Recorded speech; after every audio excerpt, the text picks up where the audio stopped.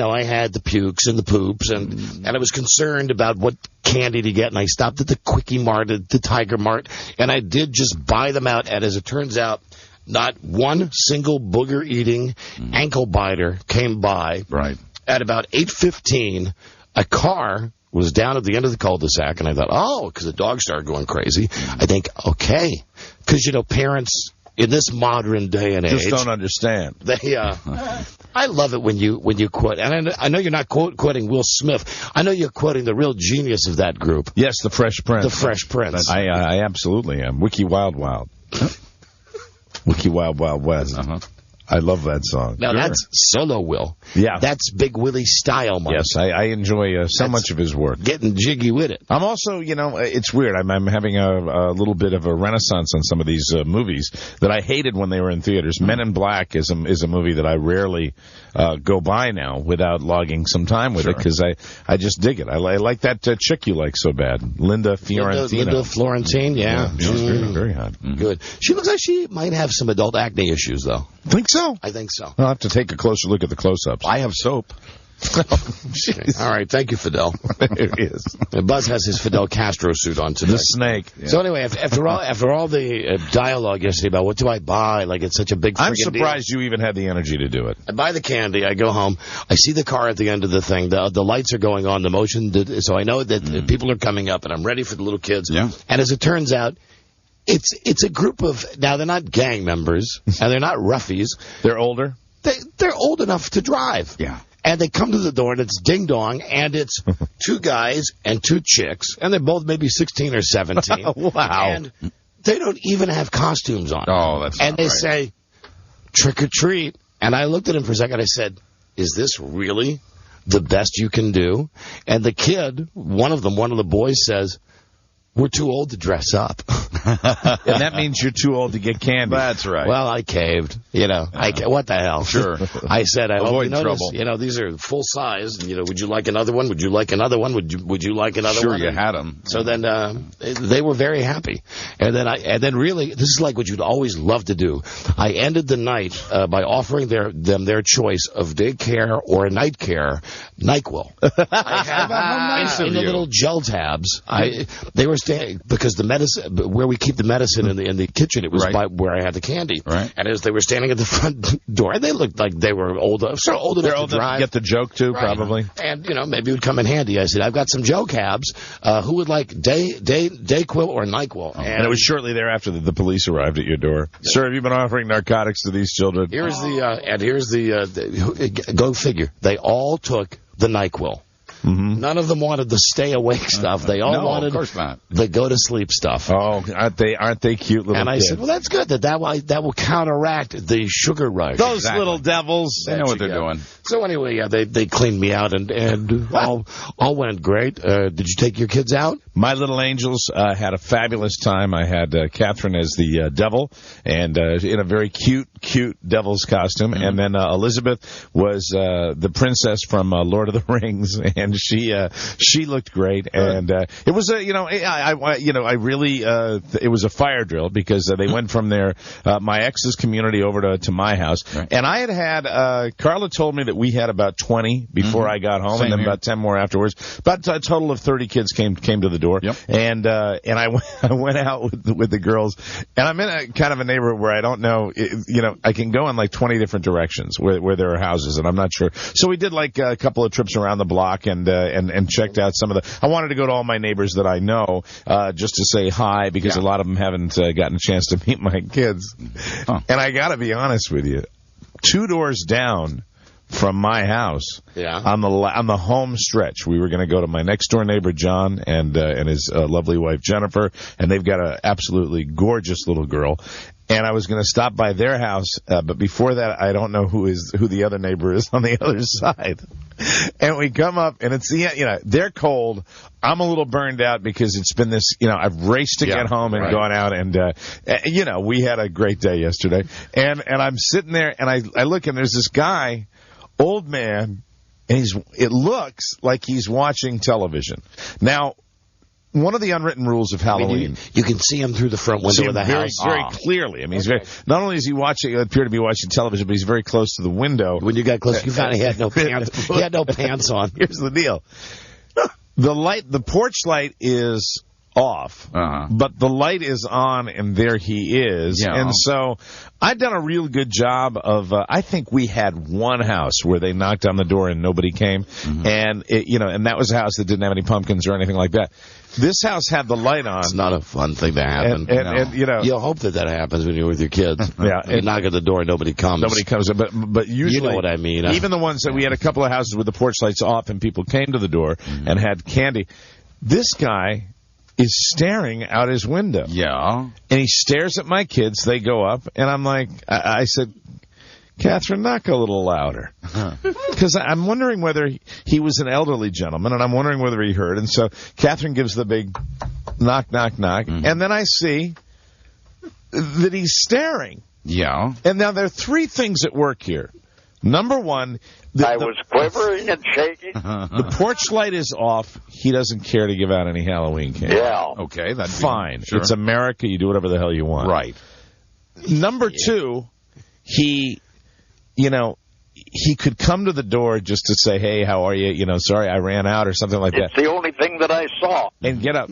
But very possibly, and I thought about this when I got back home, he may have been dead in the chair. Sure.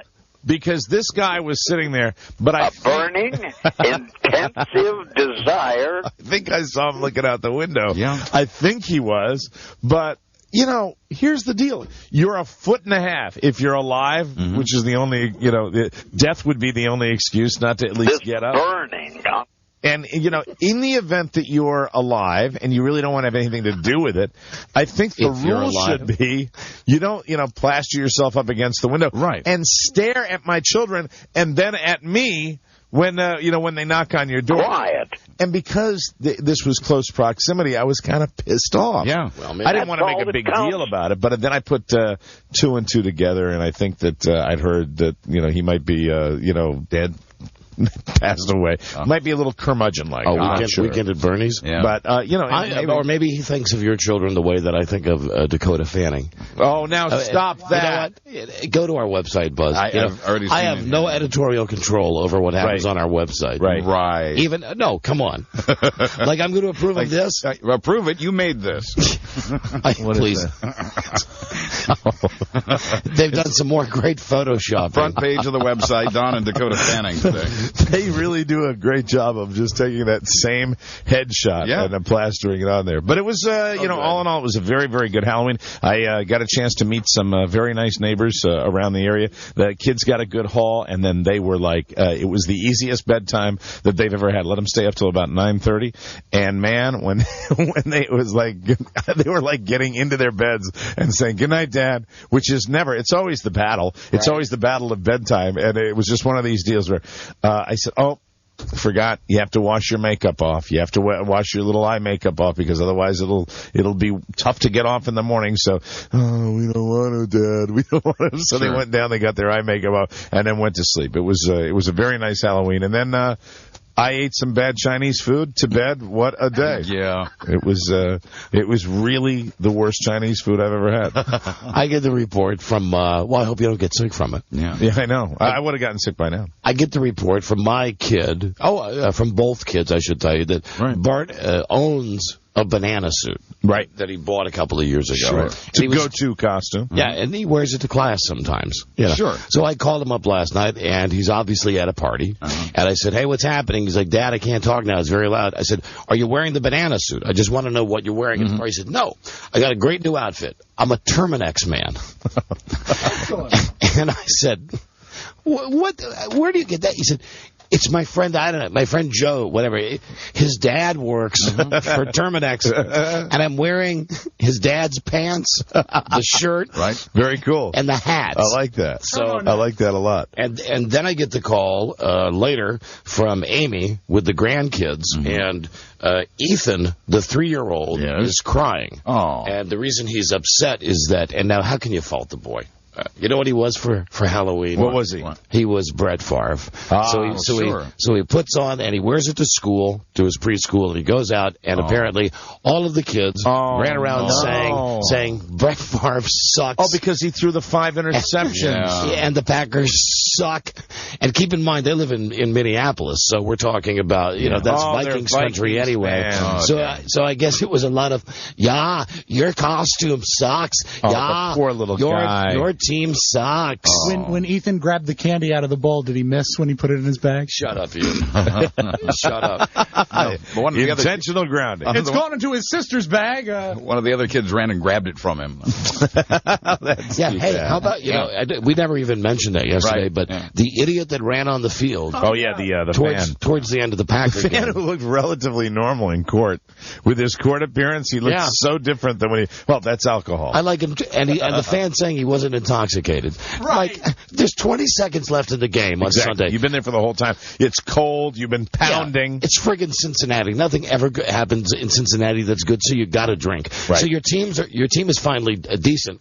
Brett Favre is driving the Packers down with 20 seconds left, and they're in a hurry-up offense. Mm-hmm. And as he gets the ball and turns around to hand it off or do something, a fan runs on the field, takes the ball from Brett Favre, and then with his hand up in the air, starts running up and down the field. Another great security tackle, though. Like the guy in the Burger King commercial. A really great security tackle, The guy got him. I mean, how you knew he was loaded? He didn't even try one deke. He ran right into the waiting arms of this one guy. I want to kiss you. And what pisses me off, because I was watching that game live on Sunday, and they could not avert the cameras away from the fact that the guy ran onto the field, but then they did not stay with him long enough to show him being tackled, which they showed on Court TV. Is that where it was? Yeah, I saw it on the Deborah Norville show. Sure. That's when they had a little clip of that guy. Yeah. But he looked like he was just wasted. So I had to, help talk Ethan off the ledge last night. Oh, the poor little guy. Don't worry about that. And then,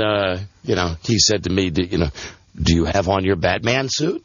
And I figured, well, sure. Never too young for me to start lying to the boy. I said, sure, got it on right now. Mm-hmm. Really? Oh. And yes, I do. Yeah, sure.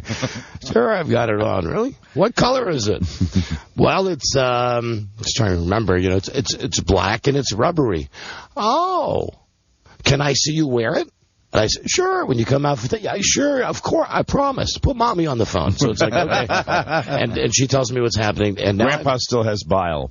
Now I'm realizing now that I only have half of my Batman suit. I know this is another amazing revelation that no one cares about.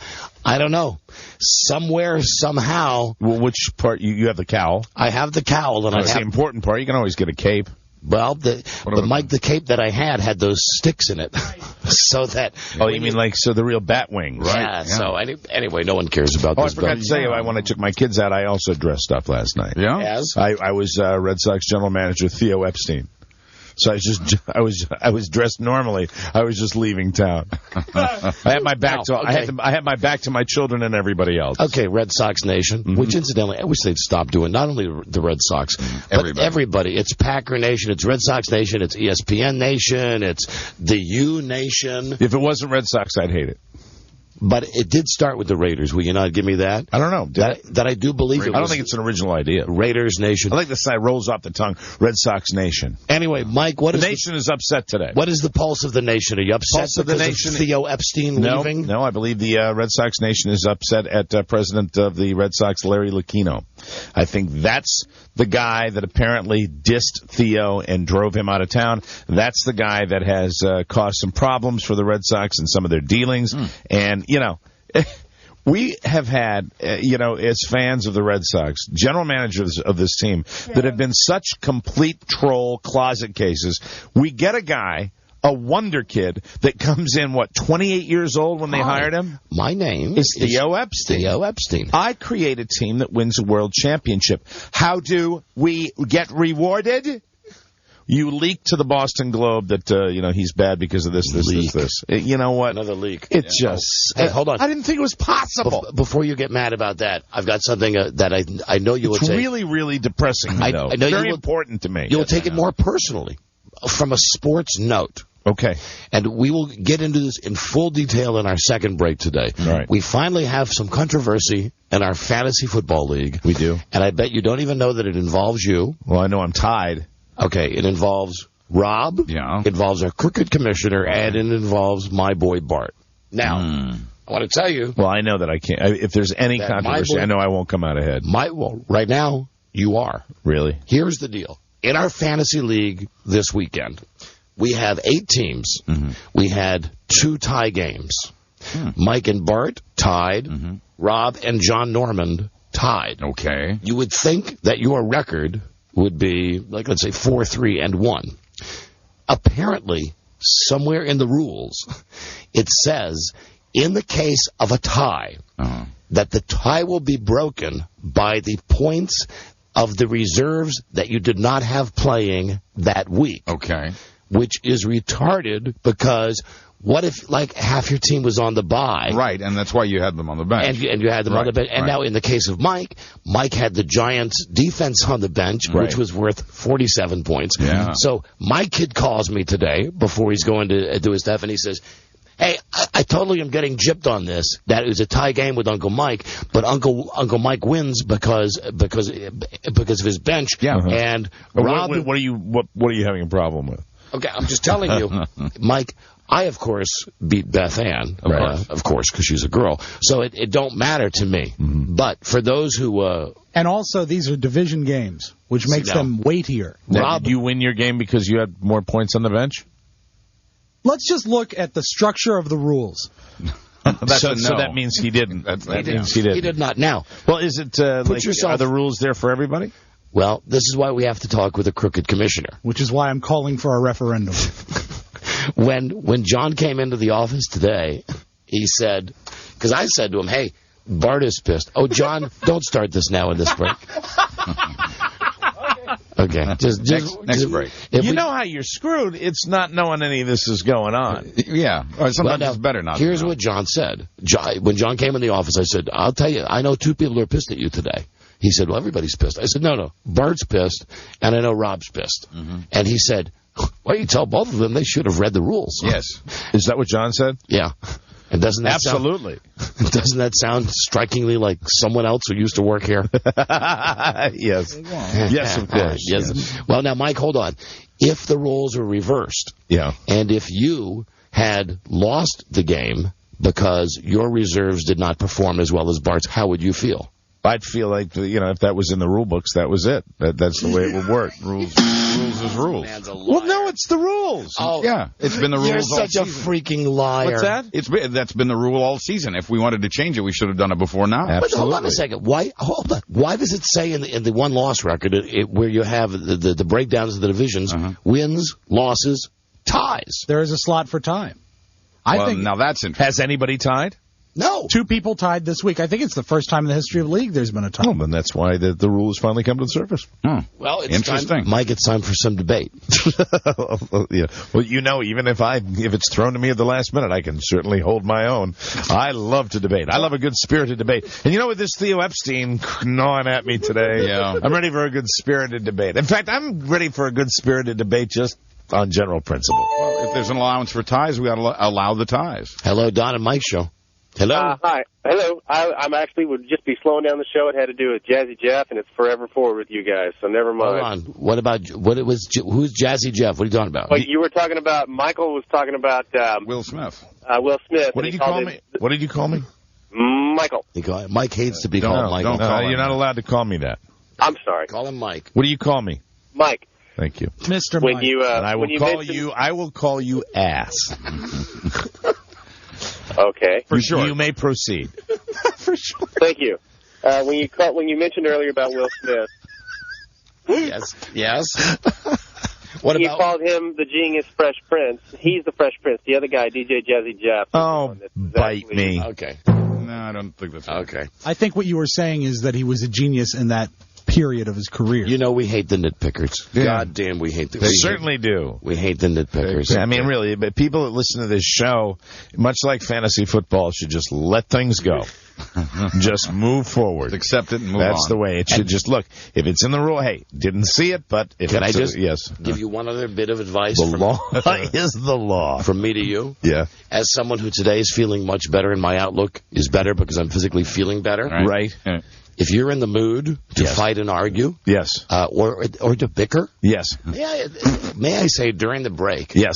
take a walk upstairs, knock on the door of the man with the faggot glasses, and ask him if he ever at any point on a day when he's here while we're here, if he ever plans on sticking his head in the door just to at least say hello. Yeah, I'm not in that mood. Too scary. That would be the as a matter of fact, the de facto general manager. That kind of communicating, maybe, I think I have my fill. As a matter of fact, I think I've had my total fill of communicating with him. Not up for that bicker? Not really. Okay. But I mean, if you wanted to bicker, I would have said that. Now, there's a guy. Not that I think our valued listeners aren't worth it. Right. But if there was ever a bicker that was waiting to happen. Now, that would be more like a brawl right now. I'm not in the mood to bicker. I'm in the mood to do something I haven't done for about 15 years. Can I say Brannigan? again? Yeah. Can I also then say, a real throwdown hockey fight? Then don't waste it here with our listeners. Go on upstairs, punch the guy in the face one time. Is 9.5 minutes enough? Done. Get it out of your system. I will. I'll get it all out of my system. Just go on upstairs. It'll be fantastic. What brings you here? We have Sorry. Just like Animal House, when he brings the guitar. Sorry. That's the way I say it, too, when I walk out. Shrug. We have a unique relationship with the general manager here. Speaking of that, I watched Kill Bill today. He does. He goes out of his way to avoid any contact with us at all. I mean, he's great with the emails. God, he loves the emails. Right. But when it comes to direct contact, we're scary. We're just scary. And then here's the thing about this dude. He's got to plan his day out, like from 1:30 until 3 o'clock, where he can't be seen on the bottom floor of the building. Hiding time. Yes, I'd say 8 o'clock in the morning, eat cornflakes. 9 o'clock in the morning, commute to, wherever I commute to. 1:30, get to WJFK, go into safe house. Go into panic room. That's what it is. That's the panic room. He goes in his Jodie Foster panic room. Now, keep in mind, I'm sitting down there. The goddamn office door could not be more wide open. Yeah. I mean, people of all shapes and sizes are coming by and bad people, Buzz. Oh. But regardless, I mean, I get the good with the bad. I get the Dave Howard along with the Paul Gorgie. I've seen all good people, and I will let them decide which is which. It's a roundabout, Mike. God. I've seen all good people. So satisfied, I'm on my way. Oh, Michael Hughes is the owner of A Lonely Heart. Yes. Yes. Wow. Yes songs. Oh, God. And I was the Yes fan. Hard to remember the I had hair down on my shoulders. I was the Yes fan. No, they were all long. And you could put on a whole album side. Yes. You could have a good time. Yes. And you could have a goddamn good time. Well, the good sounds of Yes. Love Yes. You love them so much that you can think of. I liked them in the day. I mean, but it's been so long. Yeah, it's been. I had a Yes 8-track. I always thought that Roundabout was an overrated song, especially when I heard the long version. Yeah. It's like, Christ. Give me the nice radio edit on that. Well, you know what? I think I probably am with you on that. I like the radio edit of Roundabout, which they did. Yeah. Yeah. Anyway, that's our tribute to the band. Yes. Nicely done. Thank you. Did I mention to you that I saw I saw our friend Surf the other night? I saw Surf Friday night. Speaking of classic rock. Where'd you see him? At my place. He came over to say hi. Oh, well. He was in Manassas doing a thing at another joint and came over to see me very, very briefly. He said he had the car running. It's like really in and out. See, well, a lot of people don't know. We talked about radio. Friday night at Mike's joint. It's Hair Plug Friday. And come on, he was very nice. I know Surf's a great guy. Very nice. But really, when you pull his hair back, it looks like a Barbie doll. You ever do that to a Barbie doll? all? You look good. You look very surf-like. Good. Head to toe in black. Look like Johnny Cash. Yeah. Do you have his clogs on? I didn't see. I didn't look. Doorman comes up to you. There's an orange man here to see you. Would you care to see this orange man? Stop over to see this orange man. Hold on a second. Don and Mike show. Hello. Hey guys, did Hi. you watch the game? Which Monday Night Football? Yeah, last night. Watched a good part of the game, yeah. Well, I got to say that I hate Madden as much as you do, and his. Oh, no. Let's get this straight. We love John Madden. We just love goofing on when he talks like how guys should run through the a-hole. Al Michaels took a page out of Madden's book last night, and I got it on tape. All right. We'd love to hear it. If you've got an Al Michaels highlight, we'd love to hear it. Okay, here it goes. The monkey like Al Michaels. Check out his hairline. Also his teeth. Teeth in high def are great. Here's the tape. Anytime. Yes. Sir. Hello? Did you get it? Was it loud enough? What was that? We didn't hear a We thing. couldn't hear a goddamn thing. You Not have a to word. Turn it way up. Okay, let me turn it up. Turn it up. It's funny as hell. Oh, How can it not be at this point? keep turning it up. Here we go. You're waiting for the clip. Here you go. Okay, here we go. Interception. And then the reach around makes contact. All you have to do is touch him. Okay, all right, you know what? He saved himself. Yeah, the reach around makes contact. He saved himself. That is too good. You did okay, my friend. That is too good. All right, I'm glad you guys liked All right, it. with the reach around. Thank you. See you later. Take it easy. Bye-bye. You know, it was I a think of Full Metal Jacket. great production element last night on Monday Night Football when they had the Scream mask come in and take their candy. I felt so bad for them. The what? The guy in the mask. Some from guy in the Scream. mask. Okay. And John Madden was totally confused as to who the guy, as to what relevance the Scream mask had to anything. I believe Madden's comment was, "Yeah, you got a really long face." Because like he'd never seen No the movie. idea. Why the no long idea. face? Hello, Don and Mike show. Hey, Hello, Mike. John. Howdy. Don. Howdy, yes. Oh, good. Hey, are you guys still talking Yes songs? Well, we didn't come up we with were. any. We kind of suck at the Yes Songs game. Well, I was just going to ask Mike, how is his mood for a day? All right, that's one. Is that another one? I never heard of that one. Siberian Cat True? Upper Wow. Air? Something we've heard of, maybe. This is like Yeah, from why are you doing obscure ones? This is like from the Deep Trock Weekend. Those are good songs. And Buzz, I'm sure. Yes, sir. check out Pulsators at pulsators.com. Well, Maybe the problem is his upper plate was flipping. Goodbye. Sound like Terry Bradshaw. See you later. Not funny, not funny. Oh, and someone today has to call us while Oprah's on. I saw the ad today, and I don't get this. Here's the topic for Oprah. She says, girlfriend, today on the Oprah Winfrey Show, why do men go to strip clubs?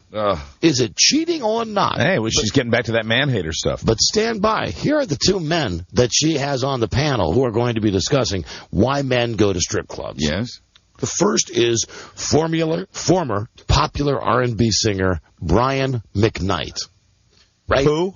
Absolutely. All right. Yeah. And on the stool next to him, Jay Leno. Now, listen, I don't... Now, is Jay Leno going to say, like, back in the day he worked in burlesque clubs? I really don't know, but I just know that they've been running the promos all day today with Oprah going, girlfriend, did your man go to strip club? Do you think it is cheating?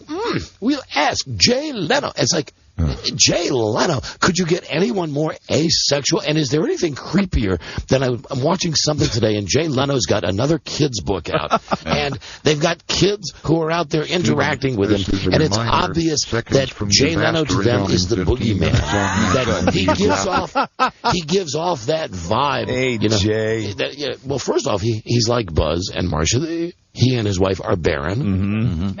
And I do think that both of them were sterilized. Unlike Buzz, I do think that Jay Leno truly does not like little children. Well, I think Jay Leno likes anything that will, make a good bit for him. And I really think when you see him, and I've seen him do, I forgot what show it was. It was another morning show. It was another morning where they actually bust in children to be on this show.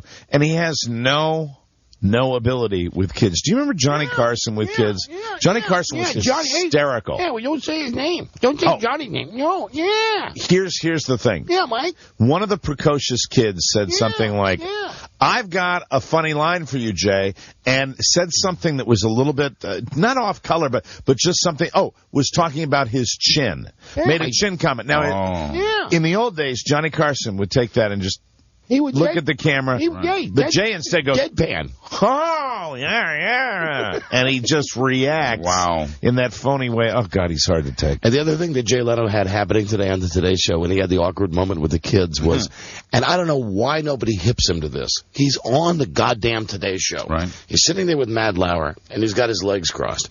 And you can see, and this is something I hate on TV and in real life, his pants leg is coming up enough where the sock does not cover the area in between. Yeah, that's it, Mike. And you can see, like, Jay Leno's pasty Boston, New England, hairless leg. Hey, don't lay those legs on Boston, okay? You know, I mean, it's just, it's Leno. It's Leno. That look is called the Jurgensen. Well, George, this look is called the gay. I like that. Motorcycle boots with the jeans rolled up to my knees. Boots and shorts. Hi there. That's something. Hello. You have the right to remain fabulous. Don and Mike show. Speaking of Sonny. Hello. He's on the show with our friend George Michael. And George was out in his Superman suit, riding his horse. Yes. Had a little tumble. Had a mishap. And our best to George Michael. I guess Jim Vance, he broke 3 ribs. Ooh. And severely strained both wrists in breaking of the fall. So, but he didn't break his wrist. No. All right. He did not. So we hope our friend George Michael gets back to work very quickly. All right. That can be a long healing process when you break your ribs. Hello, Don and Mike show. Hey, Don, Mike, how you guys doing? Hi there. I just wanted to chime in on something you guys were talking about a couple weeks ago real quick. Oh, sure, a couple weeks ago. I hope it's relevant. We remember. We're as timely and topical as today's headlines. Yeah, this was when Bart was discussing at parties, trying to run through the invisible dog fencing. Yes. And I just want to tell you, we did something like that a couple weeks ago at a buddy's house, and he has 2 of those Bart collars for his dogs, and we ended up playing quarters. And what we were doing was we were playing in teams, and each person had to wear a Bart collar, and whoever lost at the quarter shot had to bark and shock themselves with the collar. Oh, and then okay. And just wanted to tell you guys about that. Thank you. Okay. Thank you, and hope everybody's okay. Kind of ironic. Thank you. That's fun. They all look like vampires with little burn marks in their neck. There you go. The Christmas party. Thank you very much. Kind of fun. Yeah. Sorry. We get the food for it. Hello, baby. He was a disc jockey from Texas. He was a huge, robust fella of 29 with a lecherous laugh in his voice. Okay, now, hold on. Yes. You know what I really need here? Give me a moment. All right. I think, Buzz, I could be mistaken, but I think that we may be getting some sort of tribute to the injury sustained. Only because we know that George is okay. Yeah, thank God. I hope George is listening. This might cheer him up. Thank God. Okay. Of course, it might be painful to laugh. No. He's probably got the morphine drip right now. Good. I hope so.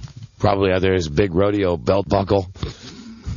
Every 10 minutes or so, Lady Lackman comes by and, jams a morphine needle. Like in World War II, jams the morphine into his thigh. He still is probably yelling at Wally Bruckner on the telephone, even though he's all high on his meds. Don't screw up the highlights! Fell off a horse, is that right? Okay. Yes, fell off a horse. Right. Off a horse. That's unfortunate.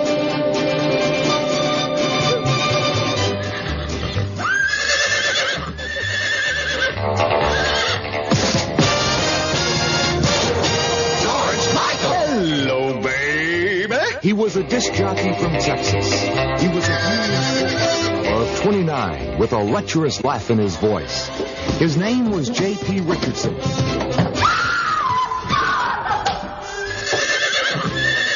Godspeed, George. Get well. Get back in the saddle soon. He'll be fine. He'll be fine. He'll be just fine. He'll be A-okay. He's got to be a dick to have as a patient, though. I bet he's high maintenance. Oh, you know it. How much you want to bet? I said I want pulp free. Where's our little faggot bell? You got to know that he's got to have one of those because he's up there. Now I picture him being in traction. Right? Yes. And of course he's the not. Three Stooges full body cast. Yeah, right. He's got like both legs in the air with the strings attached. Just his toes sticking out of his cast. Oh, my. I don't think we have it. Yes, we do. It says Fag Bell. I'm familiar with it. I just don't know where it is. Oh, God. That's the bell for summoning. Yes. Yeah, come on now. I've seen all good people have accidents from time to time. That you're doing that same yes joke that we did before? Yeah, let me know if I get too close to the edge. No problem. Oh, there it is. Another one. Okay, you got it, Rob? There'll be a Looking bell in the in here. computer. Here we go. Look under tubular. Oh, no, Halloween is past. No, never mind. Anyway, It's not a comfortable look, this. you just have to get the mental picture of George there, and he goes, Got it. It's like, that's it. Thank you, Robbie. I need more toast. Bring me more toast. Ow. Damn it, I don't want to yell. Or how about this one? I need to be changed. Got a full diaper up here. Come on. Who do you have to bang to get any service upstairs? My grilled cheese is cold. Said I wanted orange, not lime jello.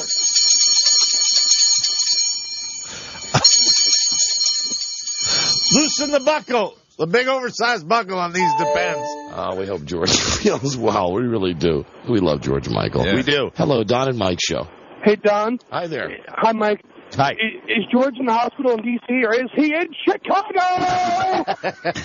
Everybody. You know, we're having this fun because we do hope he's okay. Of course. I mean, it We sounds know like he's- nothing's really life-threatening. We know he's okay. He was a rodeo guy. He was in that rodeo movie, right? 8 seconds. That's right. Yeah. I gotta be changed. Someone come up here and rub my feet. I want my feet rubbed. Chafing. Lackman. Chafing. Hello, George. This is Sonny. I hope you're feeling better, George. How are we going to make it through this week's show without you boldly predicting the Redskins to win every week as you do? Get well soon from me and Larry. First it was my gallbladder. Now it's you falling off a horse. Michael Wilbon's in tears. Enclosed in this envelope, I've enclosed for you something you may enjoy. It's a hot dog. Hot dog. Enjoy your hot dog. Hot dog. And George tries to throw it in the trash barrel, but it lands on the floor. He's got to ring his bell again. Somebody wheel me over to the window so I can look out the North 40. In his ranch house. George, it's Sonny. We got some bad news. John Riggins took your fall real bad. He's on another binge. Oh, no. Oh, my God. George, I hope you're better. John's out drinking with Mike O'Mara, and he's doing that thing where he keeps calling him Mr. O'Mara. Mr. O'Mara, we'd like to take this opportunity to say thank you to George. I hope you get better with your ribs and your wrist. I hope you're back on the saddle in really no time, George. It's really great to be with you. Mr. O'Mara, you know what it takes to get in the Hall of Fame. Good. Get well soon, George.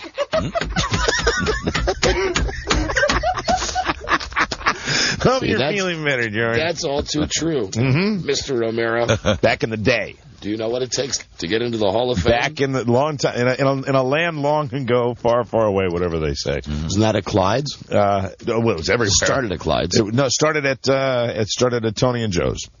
Okay, guys. And somewhere worked its That way to back when Clyde's. he would turn heads when he'd walk into a joint, because not only was he fresh, I think he was just out, or maybe like in his last year, and superstar John Riggins, number 44, but he wore the big giant cowboy hat and the big belt buckle. And I was part of his entourage. That's a good look. Didn't it finish up with an order of Eggs Benedict? Yeah. As a matter of fact, sleepy order Eggs Benedict. Face down, and Eggs Benedict. Face down, ass up. Mm-hmm. Which guy in Entourage would you be? If he's the guy that's going to play Aquaman, and someone else would have to be his agent, Jeremy Piven. Oh, man, boy. Who would you be? I wouldn't be the agent, Jeremy Piven. No. We had one of those guys. You wouldn't be? We had a guy that ended up with a sore ass one night. Would you want to be a guy? Turtle?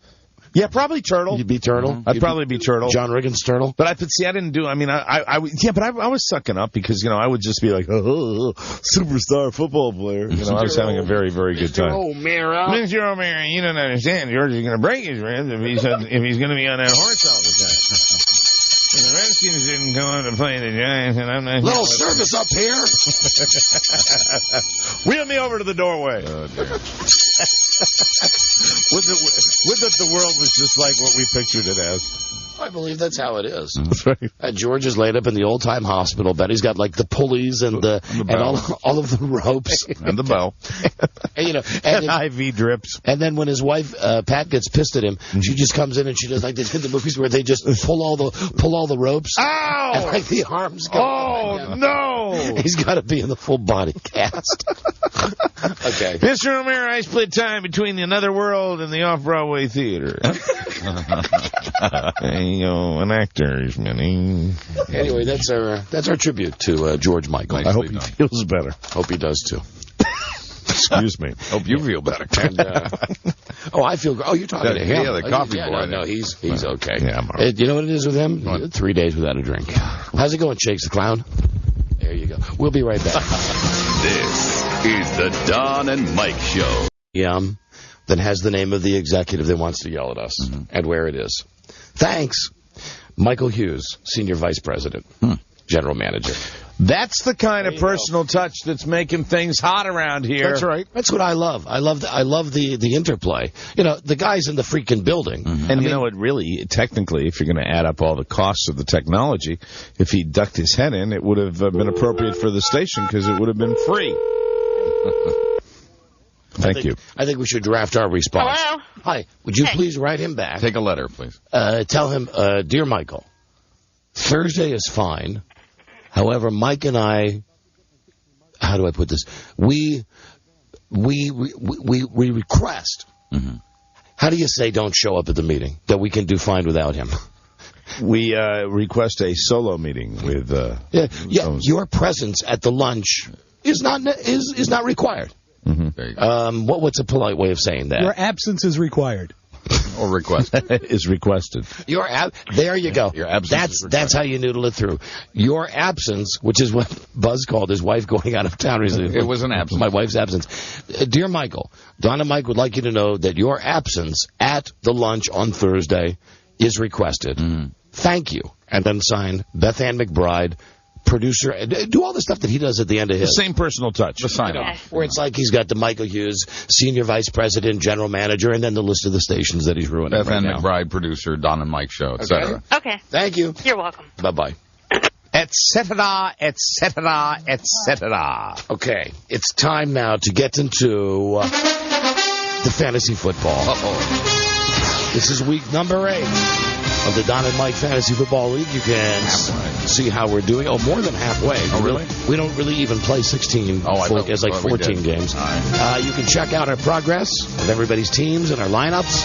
DonandMikeWebsite.com. Click on Fantasy Football. Here now is our crooked commissioner, John Norman, to tell us the scores, and then Rob would like to bring a referendum to the table. But first, here's Johnny. Hi, John. Hi, guys. Hi there.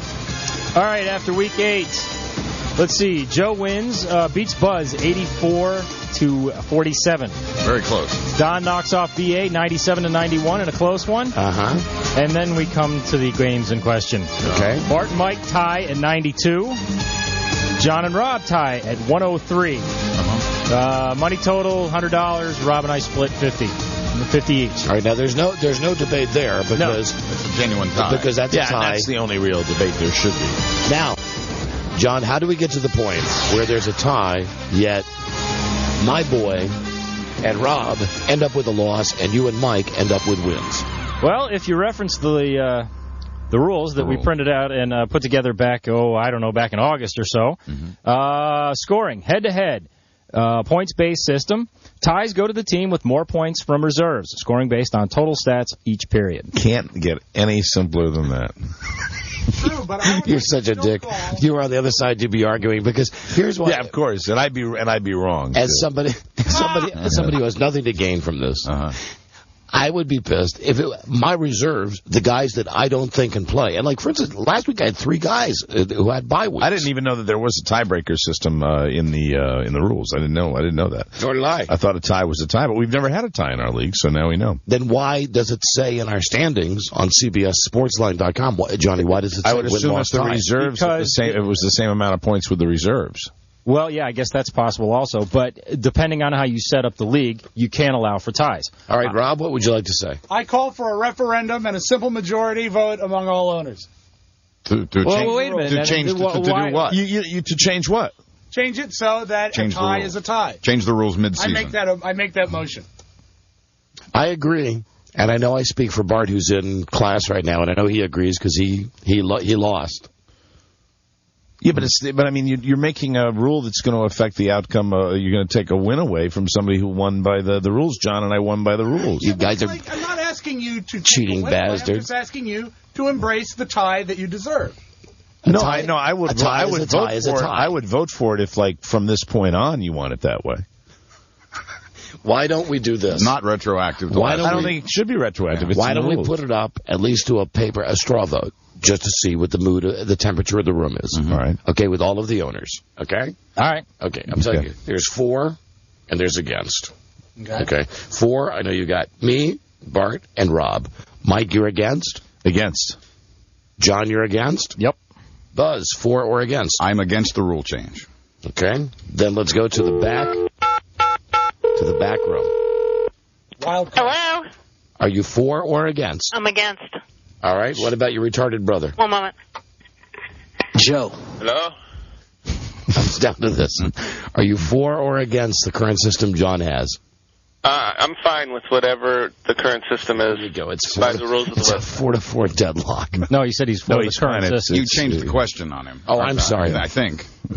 Are you for or against the changing of the rule, Joe? No, I'm against changing it. That's a no vote for change. That would be 5 to 3. You know what I wish? What? I wish the owners in our league could think a little more like the great Wellington Mara and think about the common good as opposed to what is best.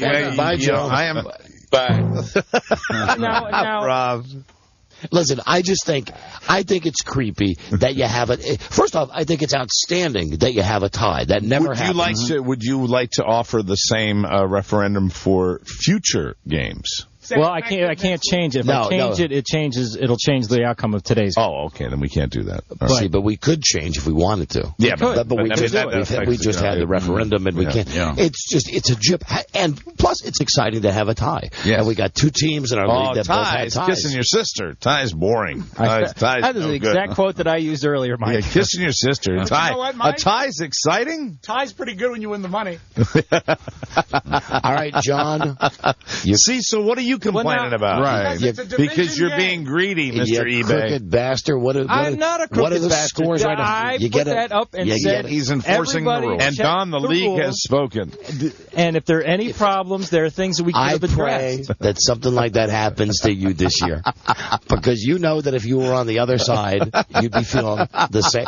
You'd be screaming. You'd be upset right now. We really can't know what that would be like because it didn't happen. That's right. It has to be a system of click and tie. Yes, click and tie and click and win.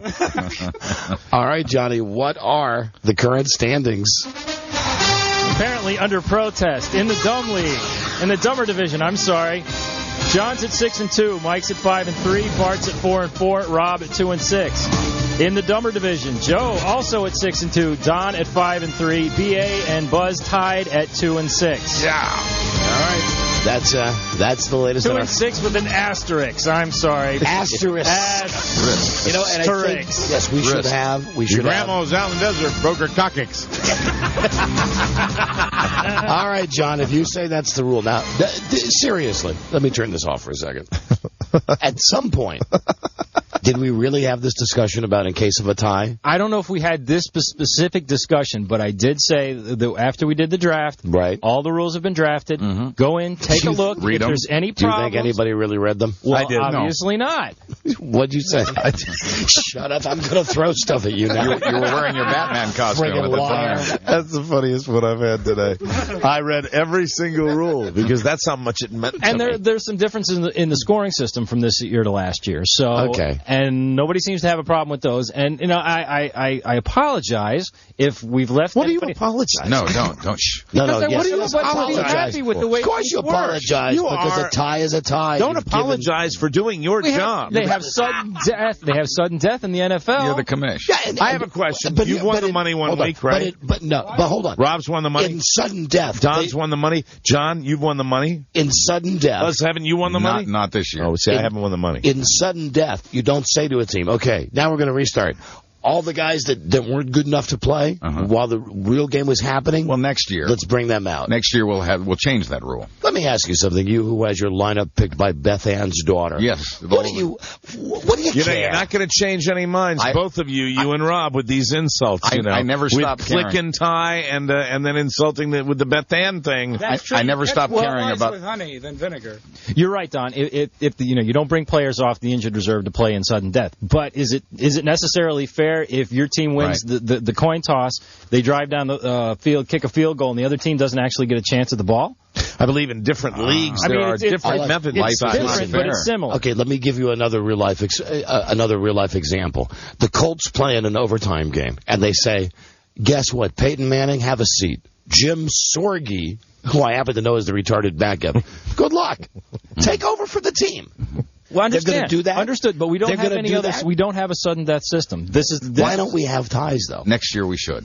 Buzz, you just zip it now. I always care about fairness and justice. No, I never, actually, I would rather seriously, see a win or a loss. Next year, I would vote for the same thing. I would if vote I had for been on the other side of it, I agree. I wouldn't have been Shut happy up, about Mike. losing it that way, but that's the way that I set it up. You know why I'll vote for it next year? Why? Because it was so good to me this year. All right, I don't give a crap. I won my game. Thank you, Johnny. All right, let me give you the lineup for next week. Okay. John versus Mike, Bart versus Rob, Buzz versus Beth Ann, and Don and Joe. Those are more division matchups, more important ties. Yeah, I know. But I got a tough one next week, Commissioner, with you. Want to rethink that vote?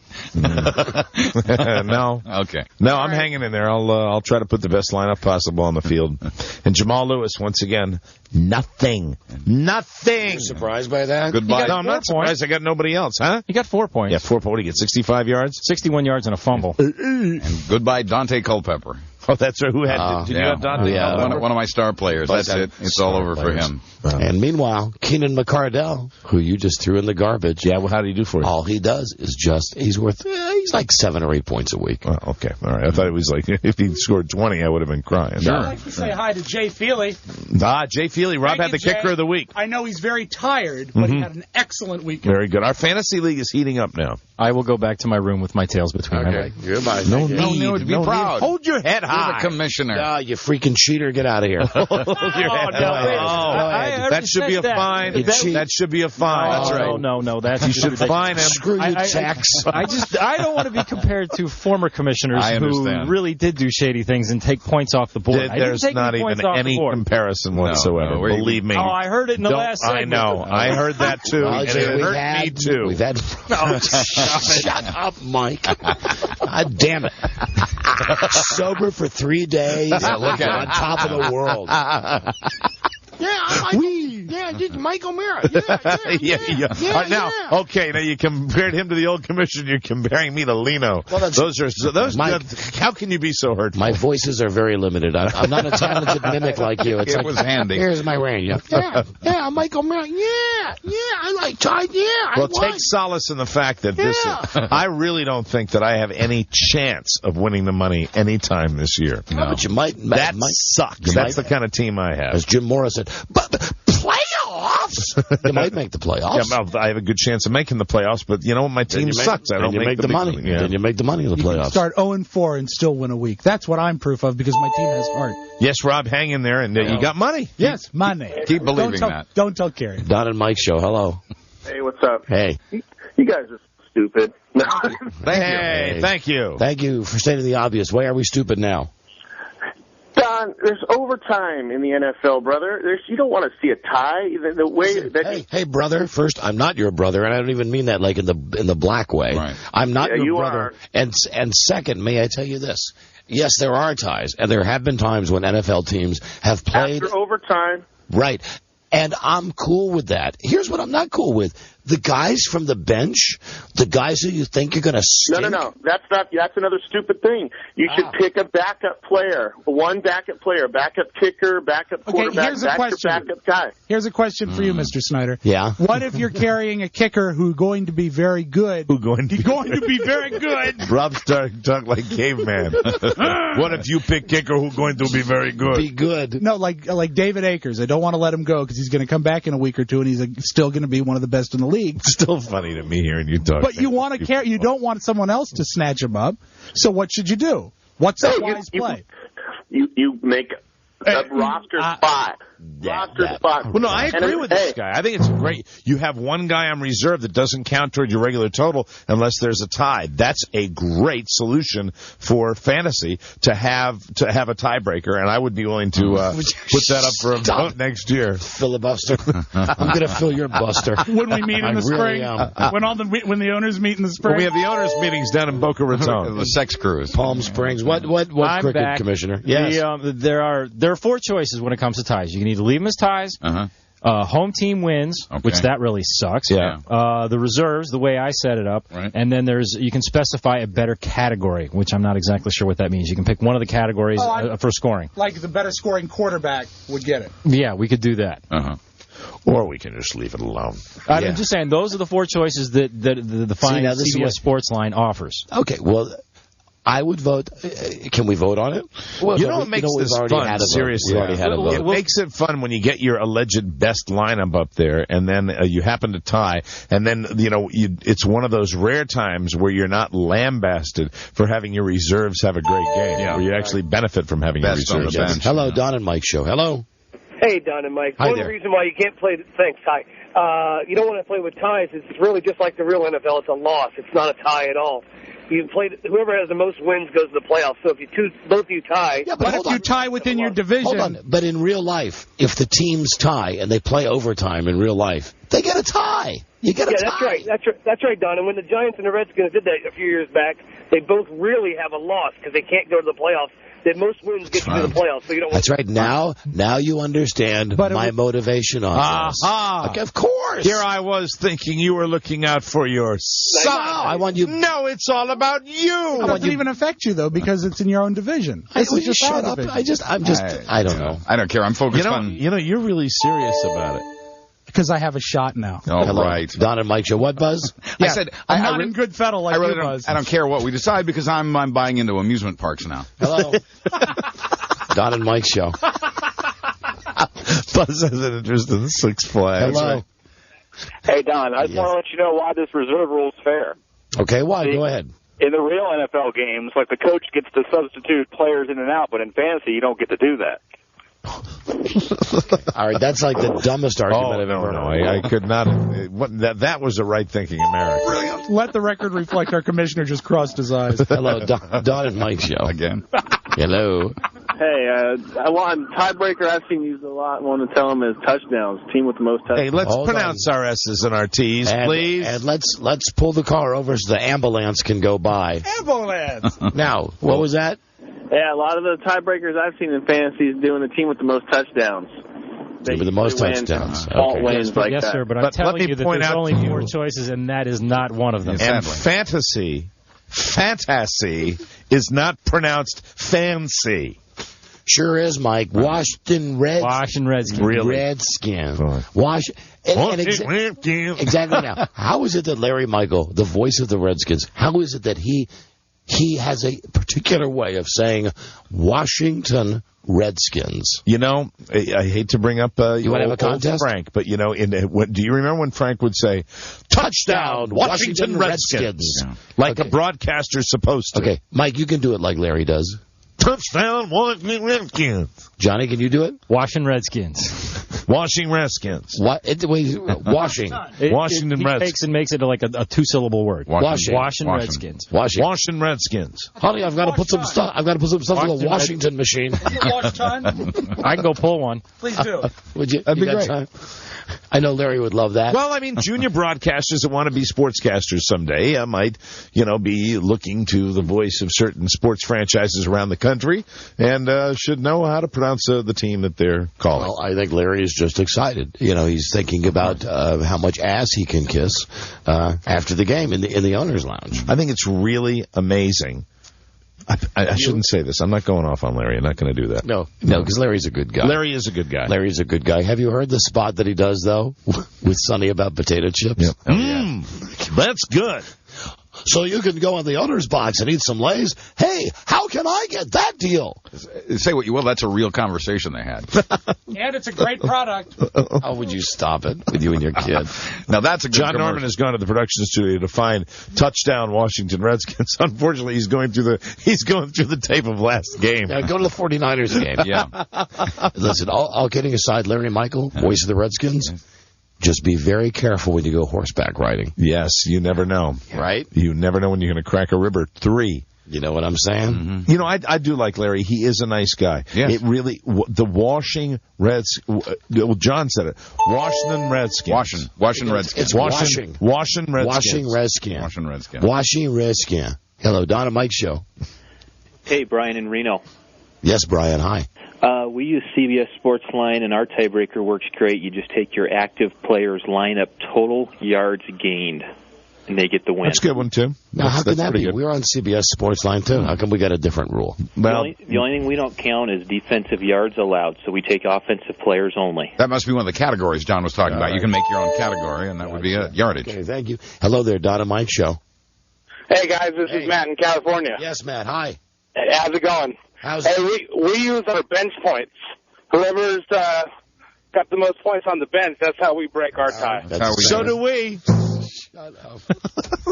We do too, my friend. Okay, do we have the tape of Larry or not? Because we got to hit a break because Dick Van Patten wants to come on and talk about dog food that's safe for humans to eat. And I'm going to eat some of it. I'm going to eat the Irish stew dog food. Well, we got to put it in the microwave. We got John, have you found it yet? What team do you broadcast for? The Washington Redskins. Touchdown, Washington Redskins. Or touchdown, Washington Redskins. Like that.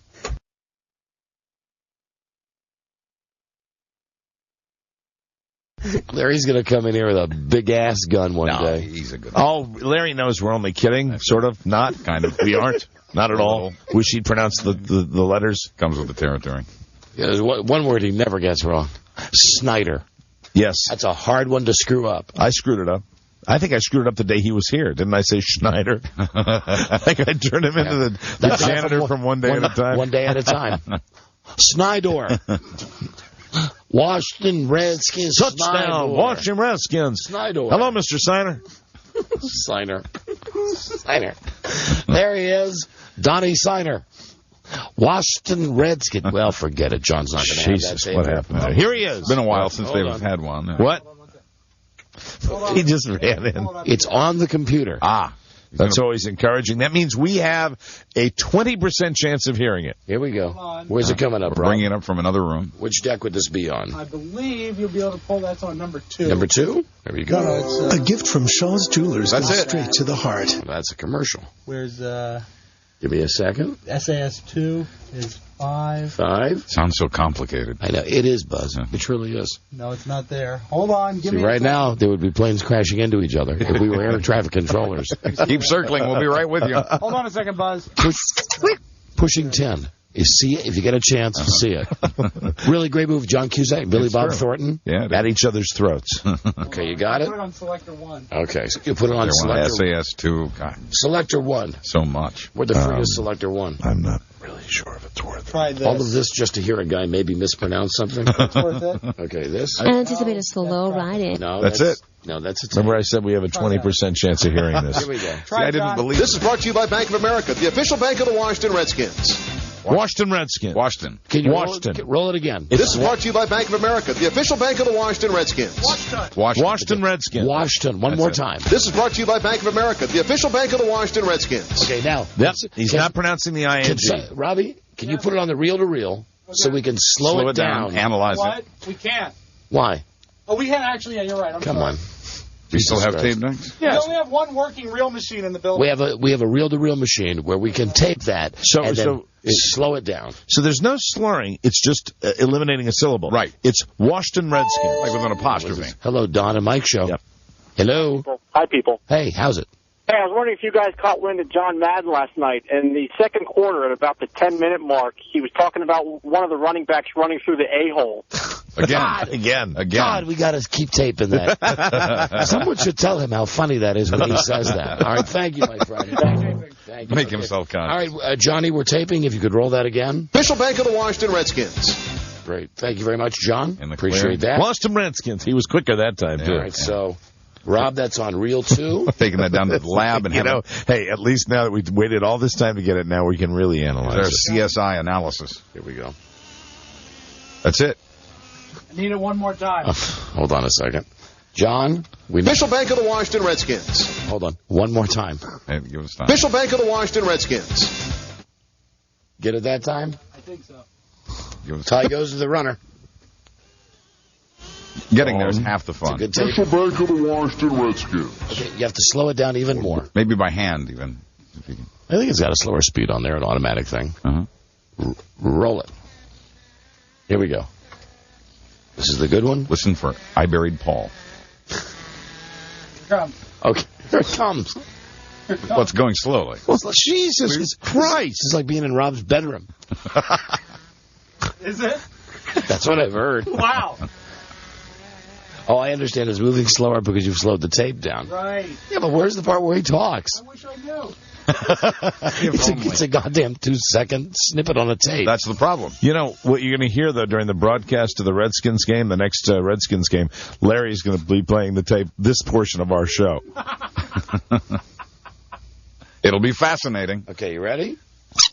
There it was. That was it. It's all on the same tape. Official bank of the Washington Redskins. Okay, even slower. Now that you know where it is. You know where it is now? It's on the same tape. How can you lose it? It's right there. Go ahead. What do you mean, what am I doing? I pressed the goddamn button. Stop. I'm not touching anything. It's going by itself. Now it's an equipment issue. Back it up one more time. Well, that never happens. I'll leave my finger on the button.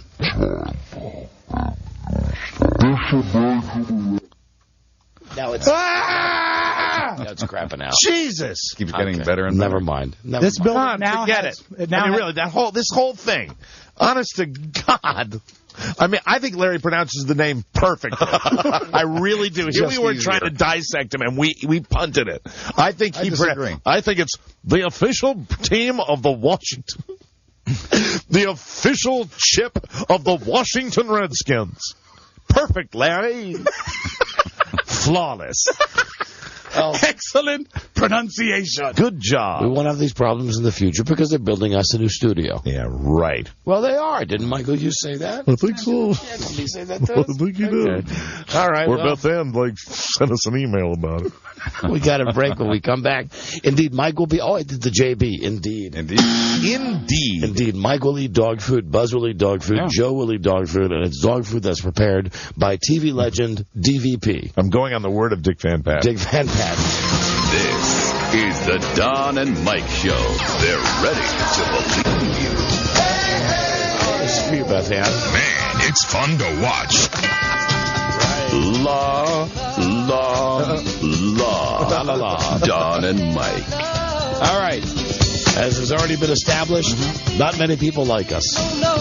Not many of our listeners like us. Right. Not many of the people who run the radio station like us. Right. Certainly nobody in Hollywood likes us. No. This is true. With the exception of one guy. This is a guy that's been with us for a long time. From day one. He's been a good friend. Great. We've been at his home.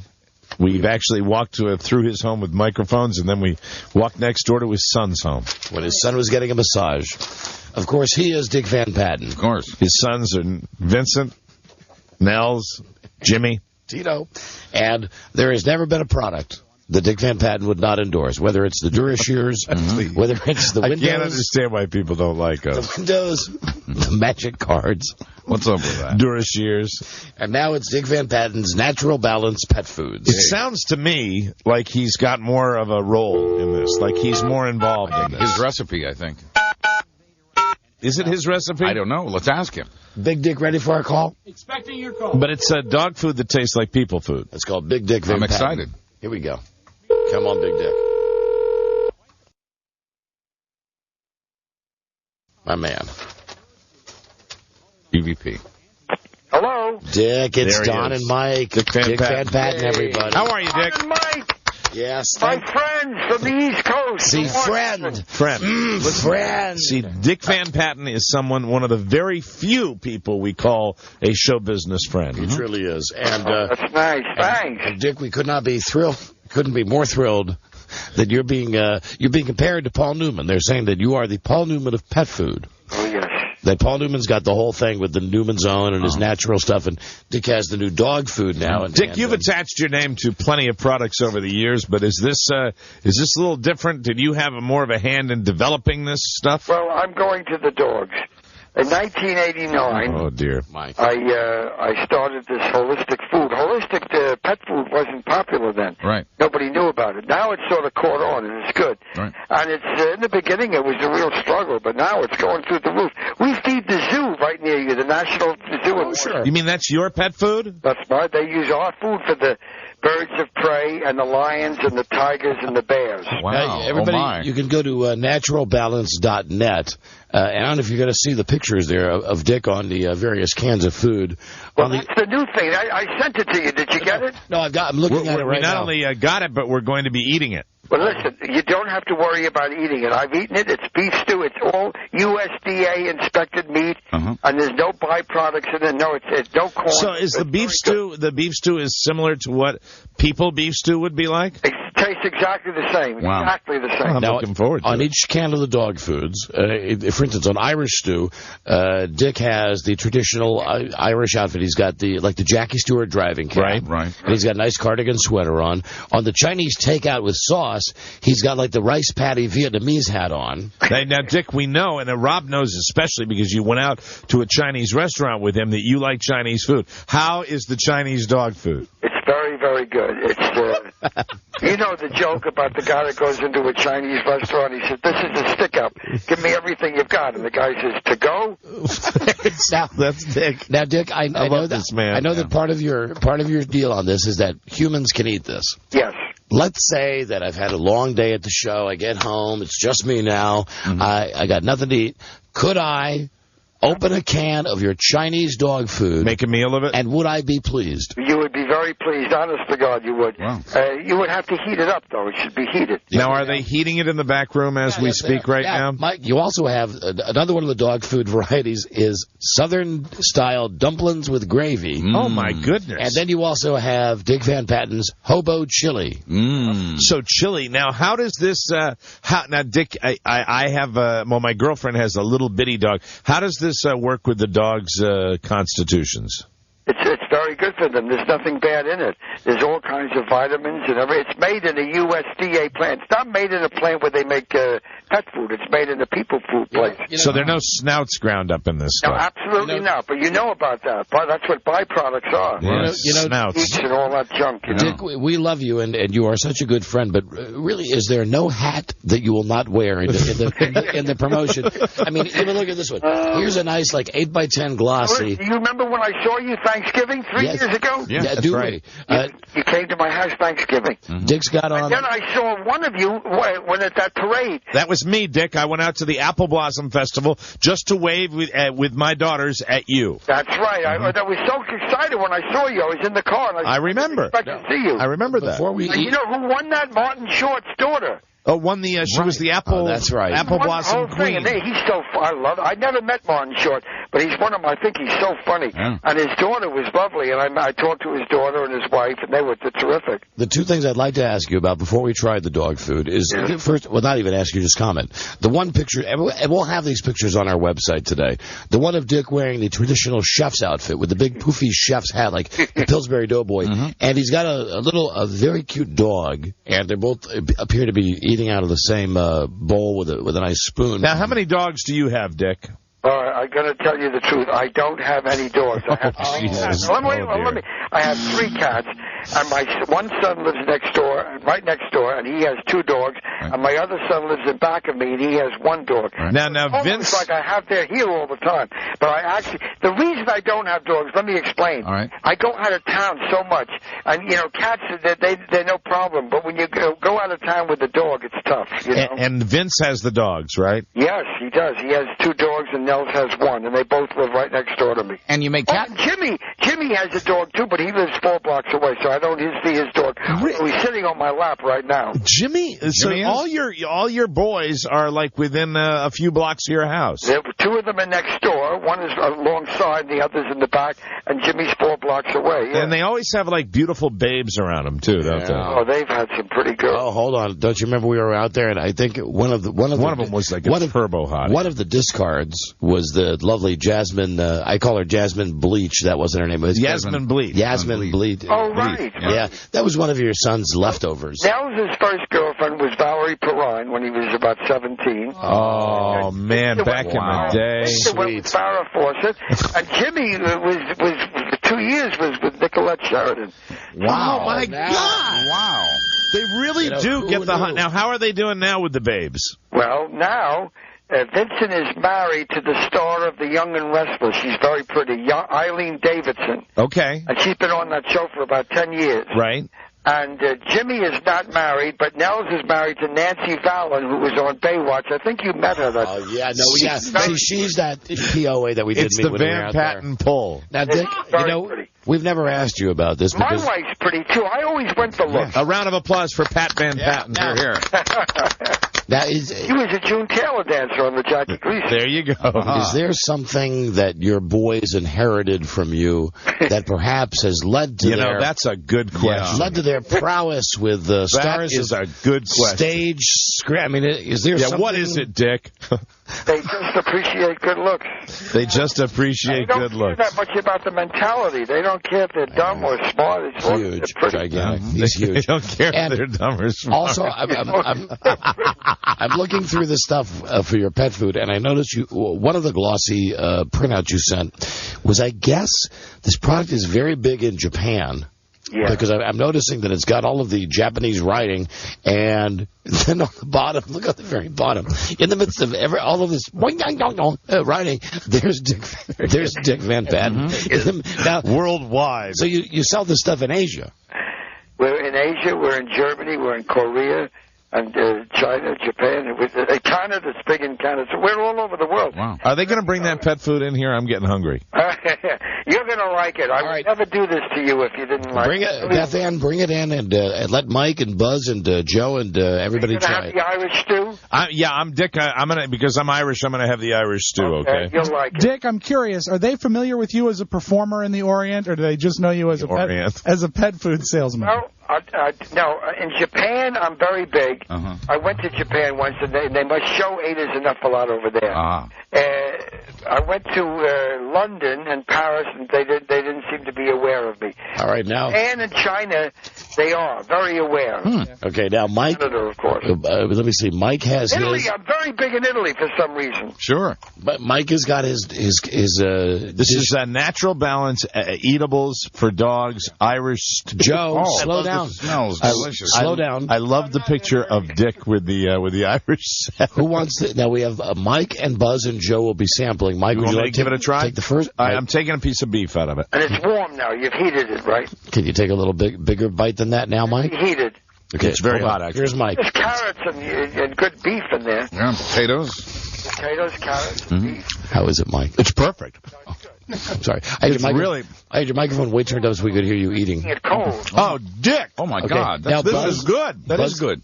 It really is good. And it has a 5% minimum of crude protein. Let's get to Slow Joe. Joe, would you take a bite of the dog food? Both Mike and Buzz have raved. Yeah. How is it, Joe? Joe. It's a mighty good dog. What, Joe? I was worried Mighty about good Joe. dog.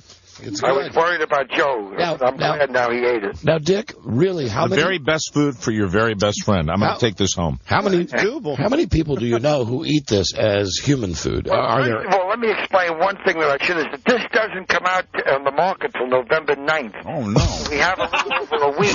So It hasn't been approved? Except for me. Spit it out right now. Oh, no, my Spit it out right now. No, November 9th it comes on the market, so people do not know what you're Now, so your company that makes this, they've been making pet food not pet food, but like zoo food for zoo animals for a while? Well, yeah, we've been making the pet food since 1989, and then in the year 1999, the zoos said that they heard good things about our food, and the San Diego Zoo contacted us, and they used it. Now almost all the zoos in the country are using it, including the one in Washington. But the dog food itself is coming out November 9th. November 9th. Now, Buzz, the edible dog food. We have dog food out there now, but don't eat it. Wait till November 9th. Now, wait, hold on a second. The dog food that's only edible for dogs, not for humans. I see. Yeah. Now, what about you have cat food also? Would I like cat food too? Cats are very funny, you know. Cats won't eat anything without meat in it. Would I like the turkey and giblets flavor of cat food? Could Buzz eat cat? No, I don't know. Now, don't get me into cat food. Okay. He's doing the dog food. I know. Well, the dog food. Pay attention to the animals that matter. Okay, hold on. Let me give the website again. Dick has cats. NaturalBalanceInc.com is another website. Oh. Now, Buzz, I've cleaned out the cup. And this is his stuff. Really? This is not. I want to point out that the real name of this, is just in case Mr. Van Patten's getting a little bucks here. Dick Van Patten's Natural Balance Pet Foods Incorporated. I told you that's why. It's my company. It's not like I'm doing a commercial for them. So that's why I read somewhere that he's like the Paul Newman now of dog food. Do we have other flavors? Yeah. Oh, Buzz. Just those 3 flavors. Oh, man. Jesus, Buzz is eating it up. What is that? I'd like to try another flavor myself. Buzz is like, Beth Ann, what do we have? Buzz has like been in the hole for 30 days. Good gravy. We only have the Irish stew? Dick, can you send a case or two along so we can all give it to our doggies? I will get. Incidentally, fellas, I don't know. Do you have dogs or cats? Oh, yeah, this is Don. I have 2 dogs and 1 cat. Oh, Mike? great. My girlfriend has a little dog, Beluga, that lives with me at my house, and I'll tell you right now that I don't... I don't want to totally fuse myself to this dog yet because the dog peed on my bed the other night. Wow. All right. But I love you, Beluga. All right. Whatever. The dog can't understand you, Mike. Yeah. When you talk, it sounds like this. I'm glad right you called on me my today. spot. I'm glad you called me today because I start work tomorrow. I'm co-starring, guest starring with Mary Tyler Moore on that show, that 70s show. Oh, all right. Cool. What role are you going to play on that 70s show, Dick? I play I don't know how to explain this. Yeah. A large brother to the husband. We're large brothers. Oh, Lodge, like a moose lodge. Oh, good for you. Funny hat and all that silly stuff. How do you do it, Dick? How do you keep that career going after all these years? I mean, you are always... I never turned anything down. You never turn anything down. That's wise. My mother told me when I was a kid, don't ever turn a job down. Right. Cool. Right, well, listen, Dick Van Patten, if you would send more of the... Buzz, would you just... I got to get this gravy recipe. Did you get anything to eat before work today, really? Yeah, I had lunch. Buzz is like eating an entire can of your dog food. I have to get this gravy recipe. It's all vitamins in there. It's all vitamins. So you go out, like, to the factory and, The factory's only a mile from my house, right in Pacoima. Right back. Sherman Oaks, and the factory's in Pacoima. Everybody's within a mile. All of his sons, tennis courts, and his dog rendering plant. Dick puts about 6 miles on his car every year. What's amazing is Buzz's hair has never been shinier. Yeah, and I have this incredible urge to clean myself in a very unorthodox fashion. Oh, you're going to have an urge to chase cars. Yes, absolutely, Dick. And I'm going to go over and scratch Buzz under his armpit to see if his left leg goes crazy. I love that. Man, Rob, don't get too close to me or I'm going to sniff your butt. Well, Dick, it's great to have you on the show. Please send along the case of the stuff. I will. And we'll plug your website. And when it comes out on the 9th, let us know what's going on. I certainly will. And you guys have been great pals. Thank you, Dick. You're a great pal. And our best to your entire family. Thanks a lot. Oh, and hold on. What about is it your son, your brother, the guy who's on the guy that directs the one that does The Sopranos? That's my brother. Your brother Tim. Now, still going to be directing a lot of episodes for The Sopranos? Yes, yeah, he's just tied up for the next 2 years with that. Because it looks very good. That is a great sign in the beginning of the episode when Tony pulls into the garage and it says directed by your brother. You know it's going to be a good one. Tim Van Patten. Thanks. Right. Now, has he eaten? Hold on. Here's one last question. Yes. Have any of your family members eaten the dog food? Any of your boys? Any of your daughters-in-law? Your wife? Timmy, the one that we just spoke about, he has not eaten it because he's in New York, and I haven't seen him in the last 3 weeks. What about Vince? Has Vince eaten it? Vince lives on it. He's so excited. He's chasing cars. He's barking. All right. Nels likes it too. All right. And Jimmy eats it. All the boys eat it. Thank you, Dick. All right. We'll talk to you very soon, Dick. Bye, Dick. That was fun. Thanks. Bye-bye. Bye. There he goes. Bye then. Bye. Your pal, Dick Van Patten. My wife was a June Taylor dancer. And but seriously, the Van Pattens. Did you hear the names that he was throwing out there? Yeah. Farrah Fawcett. Well, you were talking. Really, because Vince is. Who's remember? the oldest? One of them's like up in his almost 50. Nels is the oldest. Don't you remember when we were walking through his house and he had all those movie posters and he would just point out what he was saying is, my one son banged this chick. Yeah. Then he got tired of her and then he banged her for a while. Have you guys seen Baywatch? Oh, he banged this chick on Baywatch. And then we take the microphones over and Vince is next door getting a massage from this turbo hottie. Mm-hmm. One thing that I will always remember is an autographed picture of Yasmin Bleeth, and he said, and she was so hot. Yes, he said, Nels dated her. She was pretty too. Yeah. By the way. Think so? All right, well, on the website, see if you get the picture of Dick Van Patten, and it would be nice if we could scan this letter. Yeah. Just this letter. Oh, that you got to frame the letter. Your pal, Dick Van Patten. You have an autographed picture from him signed your pal. I do. Your pal. On my wall at home. That's right. Are you sure that signature doesn't say Rudy Martzke? Out of all, it's some bad handwriting. That's something Amy mentioned when she and the kids were out. Out of all of the celebrity, and I use that word very loosely, celebrity pictures that I have on my wall of people who we've had on the show and have had signed, I only have 2 hanging up. Mm-hmm. One is of Dick Van Patten, right, and the other is Regis and Kathy Lee. Sure. For a while, Jerry Springer was in the rotation, but now he doesn't get the response that he used to. So you take them down. You circulate them out, right? Somebody comes in and goes, "That's Regis, but who's that next to her? Oh, that's Kathy Lee Gifford."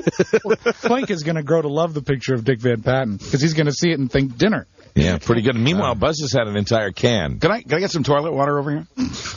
Oh, God. You were going nuts with that, Buzz. It's very good. It really does taste like like a canned beef stew that you would get. I'm going to try this on Carla's dog tonight. I really am going to try because he's totally into the people food, so I'm going to try that. You love this. Okay. All right. Well, that's Dick Van Patten, and that's what he's up to now. I wonder how much gelt he pulls in because he has endorsed stuff before, but this is his thing. If they're whoring him all the way out to China with this, forget it. He's got to be RICH. I'm very big in Italy. They love it. They love it. Feeds the San Diego Zoo, the National Zoo. Vince lives on it. It's all he knows how to make. When he's not banging chicks from Baywatch. She's pretty, too. It makes you a better lover. Try some. Mary Tyler Moore and I on the 70s show. Yeah. You heard his philosophy, though. Well, how do you keep it? You take every job you're offered. That's right. Turn it down. Mm-hmm. Incidentally, anybody out there listening, Mike and I are waiting for that offer. Yes. We'll take any job. Absolutely. We'll be right back. This is the Don and Mike Show. Like these 2 balloon heads over here. They were going to try to bang us out of $200 grand? Yeah, right, I'm sure. The Don and Mike Show. You can call Don and Mike anytime from anywhere in America. 877-365-3636. They're ready. Yeah, right. Call us. If listening is inevitable, just lie back and try to enjoy the Don and Mike Show. Throw that phone. In a second, we'll offer you a chance from anywhere in America. A trip to Philly, including hotel, airfare, tickets for 2 to see Dr. Gunther von Hagen's Body Worlds exhibit. The hell is that? Courtesy of Fox's shows, Bones and House. I see. So it's like some sort of medical examiner show? Combined, it'd be the House Bone, or Bone House. Red Bone. Tune in tonight. Hi, Johnny. I've seen this thing. He's taken actual cadavers. Oh, I read about this. And made them into, put like the vein system, or just, instead of just, they're not just skeletons, but he's taken like and plasticized like the veins and the brain. And they're real like human body. Yeah, Sounds like they're all fun. donated. It's really creepy. And Don't weird. you have some fantasy football that you need to be cheating on? Thank you, John. Yes, I do. Bye-bye. Anyway, we'll give that away in the next break. I read an article and actually saw one of the pictures of these things. They are neat. Now we know. Tune in tonight and every Tuesday night for episodes of Bones at 8, followed by House at 9, only on your local Fox affiliate. That's 8, 7 Central. What happens if there's a tie in your contest? Then the person with the most relatives that listen to the show will win. Thank you. The most relatives that don't listen to the show, because it would be reserves. Right. Hello. That's right. They're on the bench. Don and Mike show. Hi, guys. Hey, hi. Hey, Mike. Is this Chad the Drunk? What did he do? Yeah. Yeah, it's Chad the Drunk. Hi, Chad. Hey, Mike. Yeah, Chad, how are you? Knock, knock. Who's there? Cop. Cop who? Coping with a relapse. Goodbye. Whatever. Don and Mike show. Hello. Hi there. Hi there. I wanted to say hi to Don and Mike. Well, it's us. Hi, honey. Oh, hi. Yes, we're ready to believe you. Oh, hi. How you doing? How are you? Hey, how are you doing? How are you? Well, it's my birthday, so I'm doing okay. Oh, you know what? Nothing would make me happier than make your bottom as red as Santa's belly. Would you like to be spanked? Or as red as Santa's coat. You've actually done that many years ago. Really? Well, then I'll throw you away. Didn't seem interested. If we were already... Do you feel a little like the Regis show there for a second? Yeah. Yeah, I tell Mike, I know I mentioned this before, they should have a rule on the Regis show. Oh, big-time rule. If you're a housefrau and you've won a trip, you're not eligible again. Can't play. Because can't you make seriously rules any way you want it? You can say one winner for every 5 years. Right. Nothing takes the momentum out of that show. They're on the phone with a blue hair lady, like, all right, let's. Okay, you be the lady on the phone. Hello, Regis. Let's go to Mary down in Florida. So, Mary, you'll be playing for a trip to Jamaica. That's good, right? Yes, Regis. I won from you last year, last January, as a matter of fact. Well, not even a year ago. I won your trip to Paradise Island. And how was that? It was okay. The food didn't taste as good as I went from. But I sent you 10,000 invites. Let's spin the wheel. Hello, Don and Mike That's show. how it goes. Hello. Hey, Don and Mike. Hi. Hey, I got a question for you. Yes. We've already established that Mr. Van Patten loves you guys, but are you admitting that you really love Dick? Yes. Yes, we all do. Send it to the newspapers. Thank you. Bye-bye. Print it. We're just like Rudy Martzke. Bye now. That's a Of great... course, with Rudy Martzke, it was Dick Vitale. Still, here he is.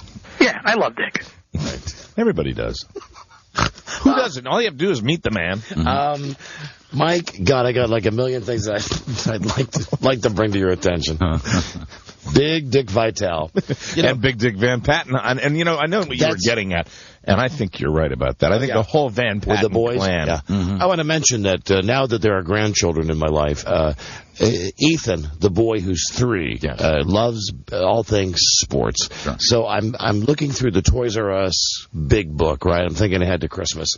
And there's one of those real nice, like, little kid, little tyke basketball things. Mm-hmm. Here's why I did not order it. It said ESPN on it. I thought, all right, that's cool. Every time the kid makes a basket, it's got a little chip in it where it's Dick Vitale saying, "That's the way, baby!" I thought, if there's any faster way to make sure that this gets thrown in the garbage, like by 9 o'clock on Christmas morning, who would market something for little kids with stupid Dick Vitale? Same people that do the CSI crime scene kit. That's right. Yep, that's right. The real one with the, you can check their special tape, and they have lights to look at the blood. Every toy talks now. When we were driving to my mother-in-law's house for Christmas, every time we took a turn, there was like 40 people talking in the back of the truck where there was presents. Because you juggle it and they all talk. Hello, Don and Mike show. Well, I'm getting both my daughters the magic bullet.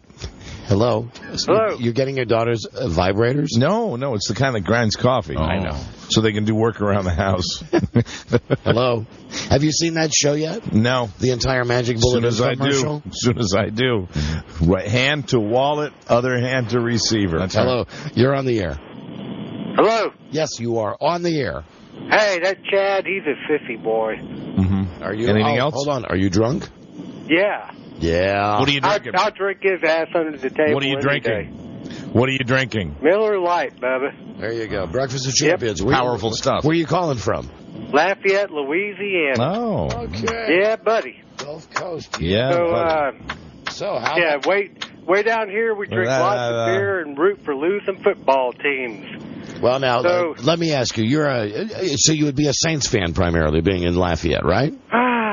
Kind come of on, giving up on play him. along, Kind of Dave. giving up on him. There you He's go. not really going to be listening real well. No. There's the can-do attitude. He'll be kind of just rambling along. Did anybody see the tape of the owner of the Saints? Same guy that holds the little the parasol. umbrella? Right. But, he wants to move the team desperately to San Antonio and then move it to Los Angeles. Right. So as they're playing a game in Baton Rouge, on Sunday, and as they're asking him on the way out, are you going to move the team? Are you going to move the team? He does one of these things with the camera guy where it's like... Oh, he gets mad. Yeah. Oh, yeah. shoves the camera out of the way completely. You see him You really nailed that microphone. You see him just shove the cameraman, and he's a little bit of a guy, isn't he? He's a little fat F. If I lived in New Orleans, well, God, if I lived in New Orleans, I'd probably be calling a box home today.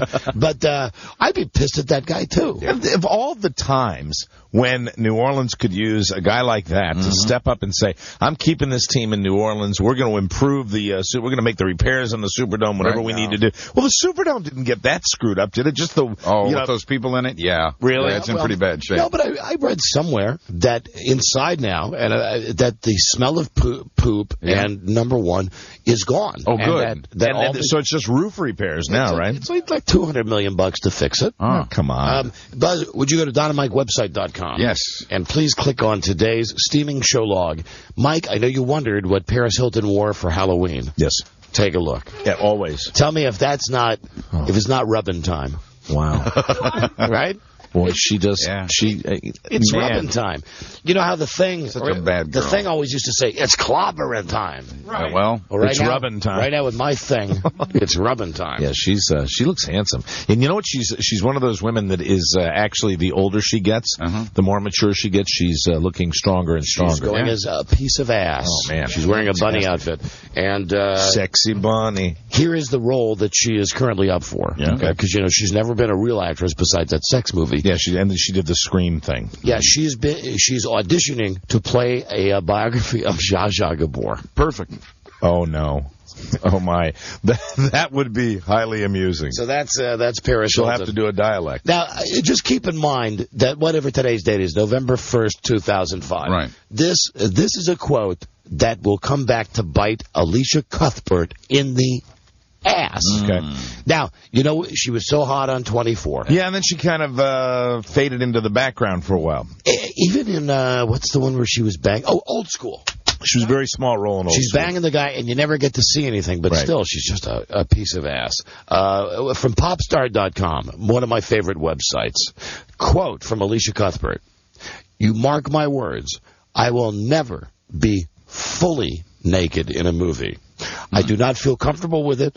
And secondly, I don't think you can be a serious actress and be naked. Now, here's what's wrong with that. Yeah, First, she will be naked in the movies. She ain't that talented. Second, she already gives herself an out. I'll never be fully naked in a movie. And really, who is? Meaning that how many actresses in real movies have been fully naked? Except for Angelina Jolie's done a lot of nudity. Annie Sprinkle. The great Annie Sprinkle. The late great. Now, is Annie Sprinkle alive? Annie Sprinkle's alive? But her houseboat burned down. She will continue, Alicia Cuthbert, not to wear brassieres under those white tank tops, though. Yeah. Which I know we can all be grateful for. Boy, is she good. And then from Halloween, we never got to this on the Halloween show yesterday. From Hollywood.com, this is a crap list, and I'll tell you why. Mike, it's a list of the top grossing horror movies of all time. Top grossing? Of all time. Okay, right. so these Not are... like gross out money makers. No, these are big money makers. Right. Number one, they have, and I mean, this is not a list of subjective opinions. This is the real deal. Well, no, but you're going to find out why I believe it is subjective and not objective. Mm-hmm. The number one, according to Hollywood.com, highest grossing horror movie of all time, Jaws. I don't consider Jaws to be a horror movie. Do you consider Jaws to be a horror movie? No, I don't. Okay. No. It's not, I don't think it fits the genre. No. Number two is... Much more suspense. Hold on. Sometimes that sharky looks right into you. Here we go. Right into your eyes. Robert Shaw. You know the thing about a shark? He's got lifeless eyes. Black eyes, like a doll's eyes. Doll's eyes. When he comes at you, doesn't seem to be living until he bites you. Those black eyes roll over white, and then you hear that terrible high-pitched screaming. The ocean turns red, and in spite of all the pounding and the hollering, they all come in and rip you to pieces. We're so much better with the laugh track. Now in the top 10. Also, number two, The Exorcist. I think we'd agree that's a horror movie. Yes, absolutely. Number three, no friggin' way, The Sixth Sense. No. Not a horror movie. No. Number four, The Mummy Returns. Yeah, The Mummy Returns, classic horror movie. No, the one with Brandon Fraser. Oh. Isn't that a comedy? Or kind of like a goofy one? It's like an Indiana Jones movie. Yeah. Number five is Jaws 2. No. Number 6, Amityville Horror. That's a horror believe movie. we're in agreement. That's See, you and I are lining up exactly the same. Well, because, I mean, you're right about this, because those movies that you're talking about, Jaws is a different movie. Number 7, the original Alien. No, that's a science fiction movie. Number 8, The Mummy, the first one with Brandon Fraser. Number 9, What Lies Beneath. Now, this is the one with Harrison Ford and Michelle Pfeiffer. Yeah. No! Right. It's a movie about a guy that wants to kill his wife. It's not a horror movie. Right. And number 10 is The Omen. The Omen is a horror movie. So when I had this discussion with myself... Easy to delineate, too. Right. Yeah. You've got The Exorcist, you've got Amityville Horror, and The Omen. Right. I can rattle off like 20 horror movies that fit the genre, perfectly. You've got your Exorcist at the top of the heap. That's the all-time. Then the Omen series. You got Halloween. You got Friday the 13th. Oh, stop right there. You're the winner. You're king of the horror movie. Okay. Scary movie. That's a comedy. You're right. Most recently, you've got Saw. The Grudge. There are tons of horror movies out there. Nightmare on Elm Street. Nightmare on Elm Street series, all of those. I mean, what are they? I don't get it. Let me see. We had the guy on the show a couple of weeks ago that was selling the Pope's old car. Right. Follow-up, guy sent us an email. He wants to come back on the show. What's he selling now? He's not selling anything now. He wants to.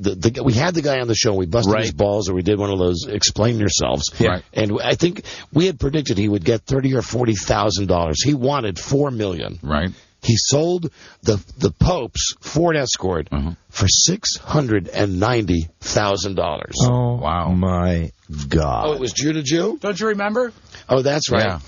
You should get more money for that car. He really got $690,000. Yep. We're gonna have him back on the show because he originally had predicted on our show that it would go for $2 million, and we thought it would go for $50,000. And it would have sold for $700,000 if it had been automatic. You guys were actually closer without going over the actual amount. Incredible. All right, then I got. Remind me tomorrow. I'd love to just spend a break with my many lists because I love lists. The top dead money-making celebrities, the best rack in Hollywood. All right. Okay. Hold on, I'll stop right here. This is good.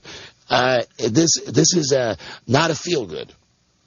No. This is just a dream scenario for most guys. Okay, here we go. Okay, there's a woman in London. She has, how do I describe this, a very rare condition. Oh. She was, maybe you saw this on the news. This is not a made-up story. Woman's name is Claire Miles. She's 35. She has 2 vaginas. She has 2 wombs. She has 2 cervixes. Wow. She recently had 2 babies. 1 from each of the spigots. Wow. That's right. At the same time? At the same time. Now, at 21, I got to be careful how I say this. When she was 21, they took her 2 love tunnels, and they did a highway project, and they merged them into one. I see, okay. They thought if you ever get knocked up, just one kid will come out. The odds against her, once the tubes were merged, the odds of 2 babies squeezing out were something like 8 gazillion to 1. The chick... Are they twins? Are the babies twins? One was born 2 minutes before the other, and they don't think that they are identical twins. Wow. So her stomach is actually like the Van Patten neighborhood. They live next door. Everybody's next door, or at least within 4 blocks. A woman with 2 vaginas. Oh, no waiting. Incredible. There you go. Hello, Don and Mike Show. Excuse me, Mr. Man. Yeah. It's Brendan Fraser, not Brandon Fraser. Thank you. Faggot says what? Excuse me, and by the way, Alicia Cuthbert is a hot piece of ass. She's like a thick Gwen Stefani. Okay, like a thick Gwen Stefani. Thank you. But again, Faggot says what about George of the Jungle? What about your son? Oh, now he's doing the son thing. Okay, you want to go down that road with me, Faggot? I'll go down any road with you, Johnny. How about my Hershey Highway? Would you like to go down that road with me, Faggot? If you were more into it, I would. But of course you would. Wouldn't you rather go... You're just not my cup of tea, bald man. Wouldn't you rather go down that road with your man, Brandon Fraser? Excuse me. It is Brandon. Look, I looked it up right here. Here it is. B-R-A-N-D-O-N. B-R-A-N-D-O-n. B-R-A-N-D-O-n. B-R-A-N-D-O-n. That's right. Keep telling yourself that. What's he saying, Buzz? He said any relationship he's in, he's the man. I said keep telling yourself Where are you calling from? Anyway, see? Yeah. Run, boy, run. Yeah. We done it again. Goodbye, Turkey. My attorney will be in touch. There you go. He's just my favorite George of the Jungle. Yeah. And here we were talking about 2 vaginas. We were. Idiot has to call with that. 2 vaginas, 2 cervixes, 2 wombs. And they thought they fixed it, but they didn't. And I guess, are they going to have to wait till the kids are a certain age to find out if they don't necessarily look identical? I have a million questions biologically about this. Yes. Were they fathered by one? The same guy, yes. The same guy? The couple was on, where did I see this originally? On World News Tonight, the Sunday edition. Right. And it was at the very end where they just said, and amazingly, a woman gave birth and she had duplicate organs. It was like, hold on, I got to look into this. I cannot find a picture of a woman, of the woman. Obviously, hey, there's a good Photoshop contest. What do you think she looks like under there? Oh, God.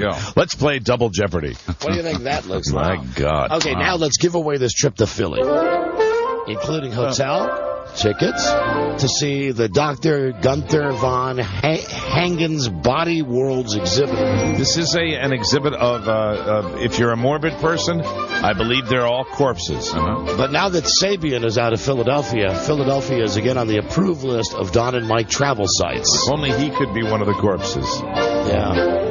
Philadelphia is no longer under Code Brown. Yes, Sabian free. So, go to Philadelphia. Have a good time. Yes. We got about 10, 15 minutes at our next break. Very simple. Where are you listening to the show today? Very good. This is always something that we play to just find out where you are listening, and not what city, but physically, where are you listening to the show? We will take the most offbeat location. And if you're the big winner, you get to go up to Philadelphia and see Cousin Ed's lifeless body. So call us now at 877-365-3636. Now, I don't want to give you every option, but we've had guys call from the tractors. We've had people call from crematoriums, from the back of ambulances. One guy was getting arrested while he was playing this game with us. Yes, all sorts of different locations. It's been wonderful. Where are you listening? Call now on the toll-free, and we'll find someone. The wackiest location gets the trip to Philly. We're tying this in with the Where in the World is Matt Lauer campaign. And incidentally, that's timeless, isn't it? Oh, I love that. That's gold, Jerry. Yeah. That's evergreen. Someday he's going to get eaten by something. Yeah. Really, that'll be, he talked about his plane, having problems and they couldn't get out because it was a snowstorm in one location. I think really, eventually, you go to enough places in the world, something's going to happen. You know what I'd love to see one day?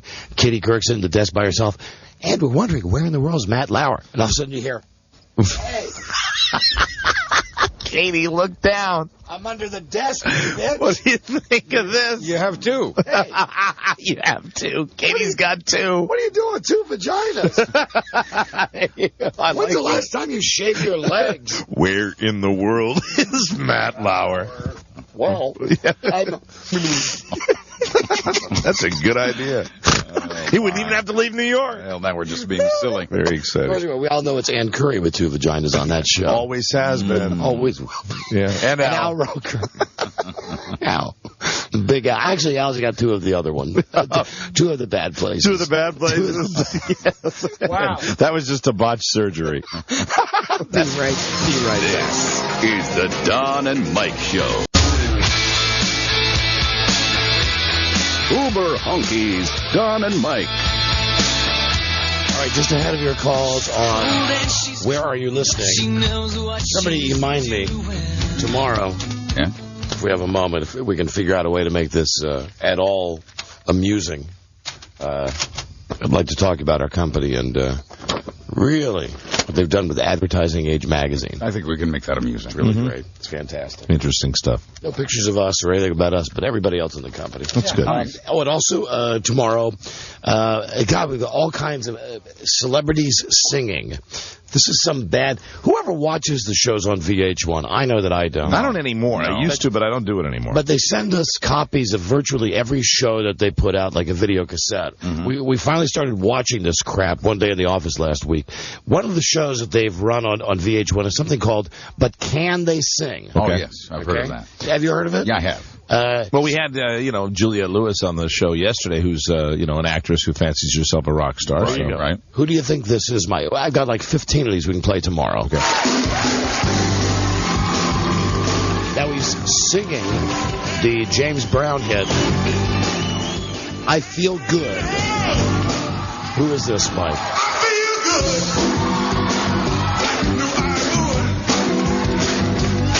feel good. He's awful.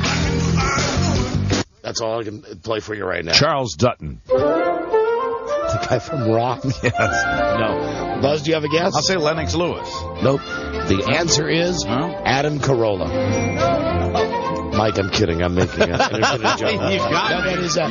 It's Leigh Holmes. Larry Holmes. Former world heavyweight champion. All right, well, now you've zeroed in on the obscurity of these people, so they're going to be in a wide variety of activities. Anyway, we've got about 15 of these. Give me one more. Things. Okay, one more? All right, hold on. I would say Holmes is one of the big names.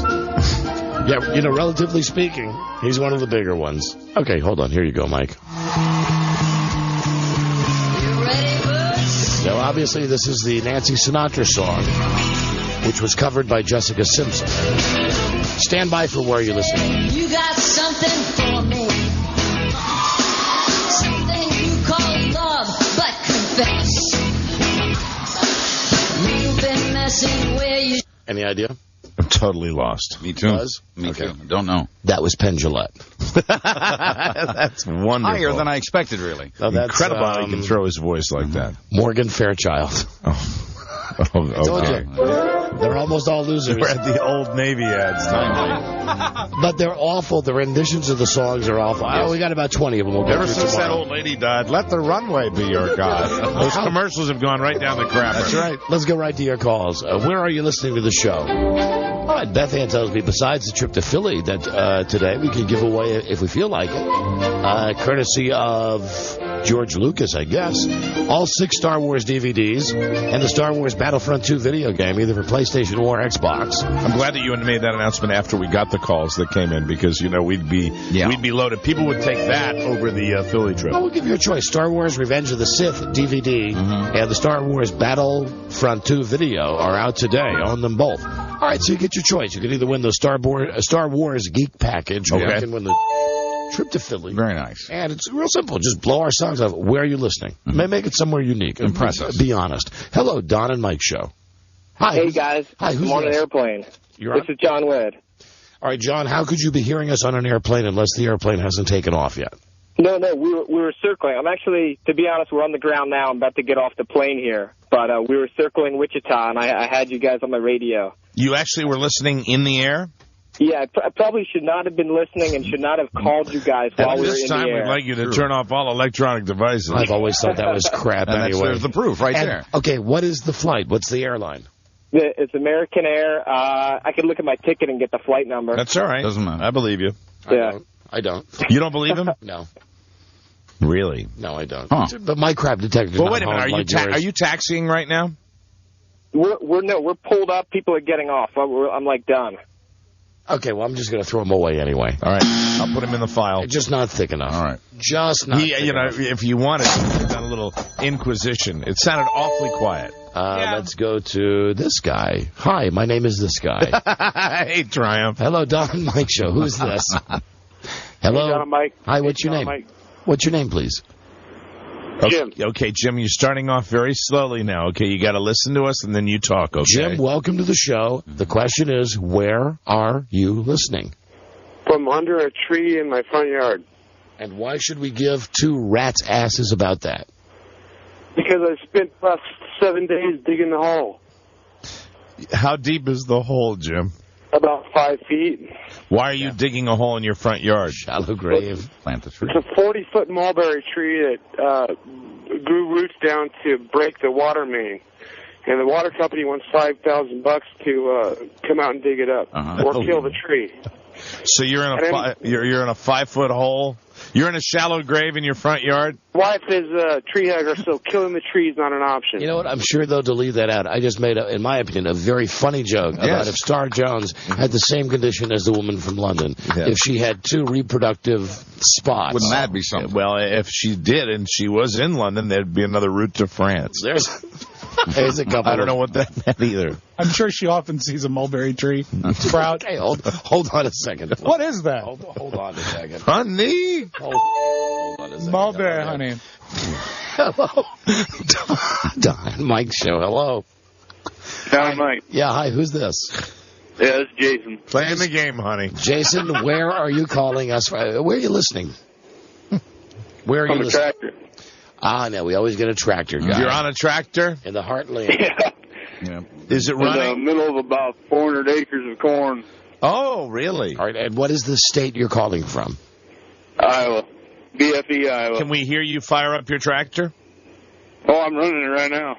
Okay. Are you in the compartment? Are you in the cab? Yeah, I'm in the cab. I'm catching corn off the combine. Can you open up the combine? I can open up the door. That would be good. That'd be nice. Little sound for the radio. Have you seen our engineer, Matt Connor? Cornfield there? No. Okay, he was. Last time we saw him, he was drunk in a cornfield in front of a radio station. Watch out. Be careful. It doesn't sound as loud as when those guys normally come. No. He's out. All right. Hello there, Don and Mike Show. He should check his rotating blades for Matt. Mm-hmm. Hello. Hello. Hi, who's this? Radio Gods. Hi, who's this? Rick. Okay, Rick, where are you listening to the show? Well, I'm outside of Tahoe in the mountains, burying my 15-year-old wolf and trying not to uke like you did yesterday. Now, you're burying a wolf. Why are you burying a wolf? He died. Yeah. Was this your pet wolf? Yes. Was it Mr. Wolf? Was it Lone Wolf? Was it Dick Wolf? Was it the big bad wolf? The big bad Haida wolf. It used to be 150 pounds, but he's been whittling down to about 110 now. Oh, how did he die? Natural causes, thank goodness. Thank God. Thank God. Gun out. We had the gun out, and when I went to dig the hole, come back, he was dead. Oh, because he was in that bad a shape? Well, not really. He's in that bad a shape. Incidentally, he ate last night. He walked to bed, and this morning he couldn't get up. That's our backup plan with Buzz. If it doesn't happen with natural causes, we're gonna get the rifle gun. Yeah. Although I think he'll probably go belly up after eating 2 cans of that Dick Van Patten dog food today. Ooh, I'm full. What was the wolf's name? Haida, Hiada. Okay, hold on a second. I like that one. I like that, yeah. And that's the second one now that involves digging a hole. Yeah, there's Jim who's under a tree in his front yard. Hello there, Don and Mike Show. Who's this? Don and Mike, this is Chris. Chris, where are you listening? I am listening from the cockpit of an MR-121 Apache helicopter belonging to the United States Army. Cockpit of an Apache. That's pretty impressive. We love our men and women in uniform. Fort Drum, New York. Hooah. You fire that baby up. And 1 second. Hey, but I got to tell you something. Hey. I still think Brendan Fraser is Brendan. Thank you, Mr. Man. He's dissing the other guy. Okay, right. Now, is there a chance you can fire that thing up? Hello? No, I think that was just a prank. That was the guy again, and he hung up. Oh, it was the same guy. Yeah. Oh, I thought he was dissing the other guy. No, I think he was the other guy. Private Faggot says what? Oh, that's a shame. Yeah. Hello, Don and Mike Show. Show. Yeah, hello. What a shame. Mm-hmm. Hello, Don and Mike. Hey, Don and Mike, what's up, man? I'm going in. Hello?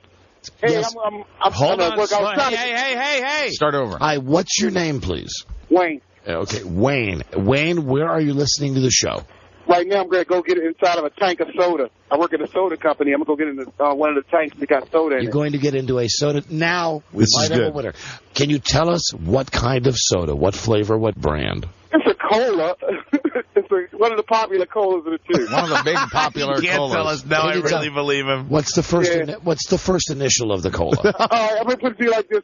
There's only two. There's one with a P and one with a C. I know. I work for the one with the blue ball, the big blue, red, and blue ball. All right, so you're a P man. Yeah, hold on. I'm out. What hurt? I work in the yard. I move trailers around, so I'm gonna go back in now and get one of the tanks of soda because they get ready to purge one. So I'm gonna go back and get one. So I would imagine you're not supposed to stand in the tank of soda, right? No, you're not supposed to get in. You're not supposed to go in the room without you're supposed to have more personal protective equipment. I don't have none of that because I work outside. And I bet the same rules as going in a pool apply. That you generally, if you're going to be waiting around in there, you don't want to All I know is that in some part of the country, people are going to experience a can of Pepsi that tastes funny. Hey, I didn't say what kind of. Oh, yes, right. You didn't say it could be Coca-Cola. It could be Rob. It could be Cragmont, Jolt, Royal Crown. Royal Crown right. Cola. RC. Okay, go ahead. Jump into the big. Now, is it a barrel of soda? Yeah. Hey, Tim, can you let me in the what you call it, the tank room, the shop room? Is this syrup? Is it? It's not carbonated yet, right? It's just the syrup. No, it's not. It won't have syrup or carbonation. It's just a tank. It's just a tank. Oh, an empty tank. An empty soda tank. Hey, what's up, Mr. John? It got soda in it. This guy looks like he's running a little gauntlet here. It got soda in it. Let's hear the guy actually get into the tank. All right, I'm going in now. Reminds me of Mike being in the tank. Hey, I'm stupid soda guy. My name is this guy. Hey, it's got soda. Listen. Oh, shoot. All right, where are you now? Come on. I'm inside the tank. You're inside the tank? Bang on the wall of the tank. Let me see. I got my fist. I can bang with my fist. I can kick that. I hear it sloshing. You know what, Buzz? You're right. Can you just be quiet? Can you just slush around the whatever the beverage is? In there, right? Yeah, it's not that much in here left. Hold on. Right. Let's listen. Shut up. Please shut up. Please shut up. Please shut up and just with your hand or your feet slosh around. What's the depth of the soda, Wayne? The depth? Ankle deep? No, it's not even. It's like a puddle. It's got like a drain, and it's going down the drain right now. All right, hold Can on you drop your phone in it? Okay, we'll just stop it, Rob. Everything with you is a goddamn inquisition. Everything with you is 1941 all over I again. just wanted him to ruin It don't his matter phone. what it is. It's always like, where are your papers? Hello, Don and Mike show. Hi, Don and Mike. Hi there. Who's this? Just calling from Oz. Oh, come on. You guys should be used to my voice now. Who is this? Well, I'm calling you guys. I moved back to the area, and I call you at least once a week now. Are you calling from the light? No, I already have seen the light. Carol Ann. Did we send you to Paradise Island? No. Okay. I wish. Why don't you? Okay, Regis. Honey, what is your first name? Honey. Ariel. God damn it, honey. Ariel. Where are you calling from, Ariella? Right. Ariella? No, Ariella, just Ariel. Where are you physically, where are you listening to the show? I'm listening to the show at a hall for juvenile delinquent boys. Oh. You're in juvie hall? Well, I'm not in juvie hall, but I am at the juvie hall. Okay. What are you doing at the juvie hall? I'm interviewing clients. Interviewing clients. Please explain. What's your business? I am an attorney, and I represent juvenile delinquent boys. I see. I guess their parents contract you? Is that how that works? Oh, no. Luckily, I work for the state of Maryland. Oh, you do? So you actually just go in and talk to the bad boys? Yeah, I hope I don't get fired What's for the this. most heinous thing one of the young lads has done that you represented? Actually, pretty bad stuff. Armed robbery, rape. Allegedly. Do you ever, with any of the boys, any of the nice boys, do you ever pretend like you're Mary Kay Letourneau and they're your student? Good question. Mm-hmm. Honestly, I don't think any of my clients have brushed their teeth in about 10 years. That's a good answer right there. It's a lot of credibility there. You know, we never get a chance to play by Dean Friedman. Way on the other side of the song Ariel. You familiar with this song, Ariel? Have you ever heard this? I've never heard of it, but... Give it a second, honey. It sucks. Sounds like we're losing Ariel's cell phone. Hold on just a second. Hold on. Here we go. Standing by the water, falling around. I like this song. She was working for the Friends of If I said that, you'd be calling me gay. I know. Yeah. But notice I'm not calling you gay, because you know what? I love it too. Let's dance. Ariel. She was a Jew. We've played this before, and it's the same goddamn thing. It's like a 6-hour story before it gets to the hook. That's why the song sucks. You know, it's like, this is like the Larry Michael thing today. Exactly. All of the build-up just to hear him say, Washington Redskins. Still got more to go. I took a shower and I put the whole story. Just wait a second. I picked her up in my The payoff is coming. More information. She wore a peasant blouse with nothing under. Come on. I said hi. She said, yeah, I guess I am. Here it is. Here we go. Ba, ba, ba, ba, ba, ba, ba.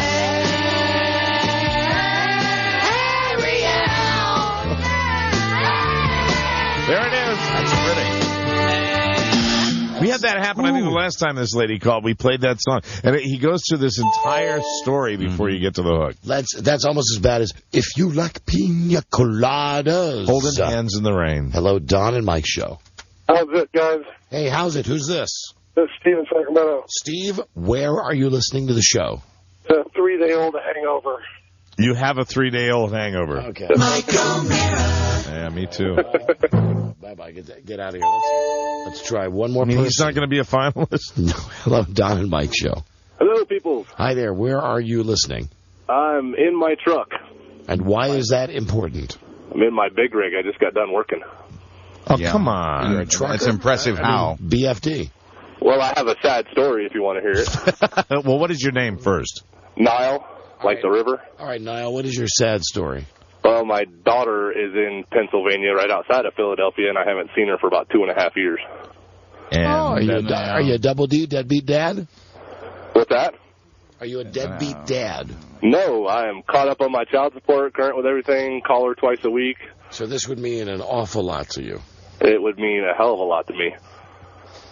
Great. Hold on a second. Well, it's time to pick a winner, Mike. Jesus. Who do we have? Well, we went out with a whimper on that one. We have a total of about 9. We 86'd a few guys, but I don't know which ones you cut off and which ones you didn't. We had John, who was in an airliner. We thought he was lying. Right. Jim under a tree in a 5-foot hole that he dug in his front yard.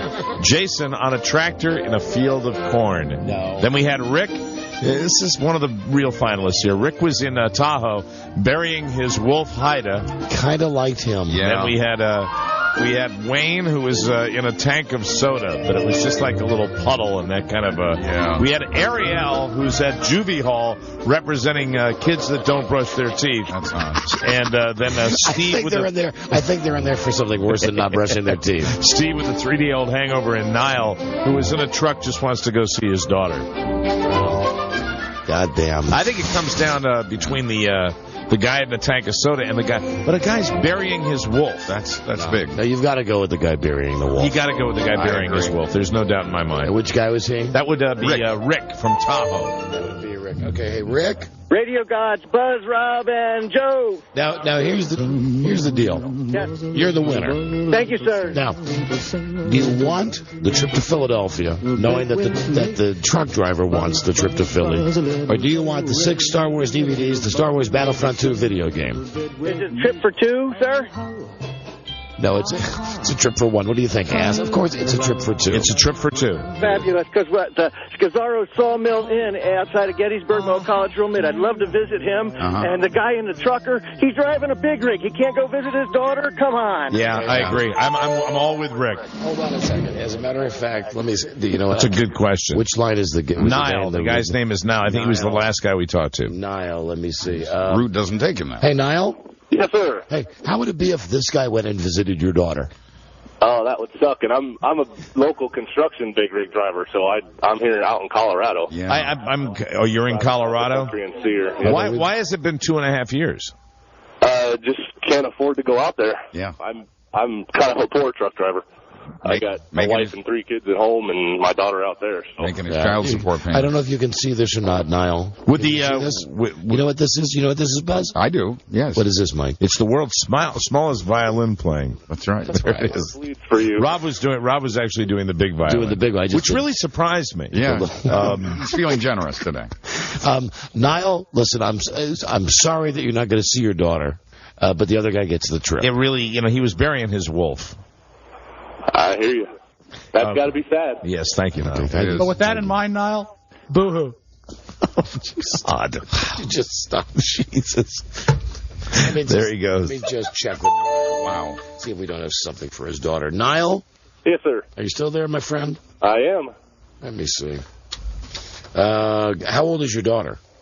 She will be 5 in February. She will be 5. Well, we don't have anything for her. Thank you for calling. Bye-bye. We don't have any age-appropriate gifts. I'm sorry. No, we don't. No, not a world too far away from Christmas. Radio was strictly forbidden. One man found a way to bring good news to his people. That's me. He made it up. Don't come into one of our contests with one of your hands out. Don't do that. It doesn't work that well. No, call Jack Diamond with that. Please entertain us.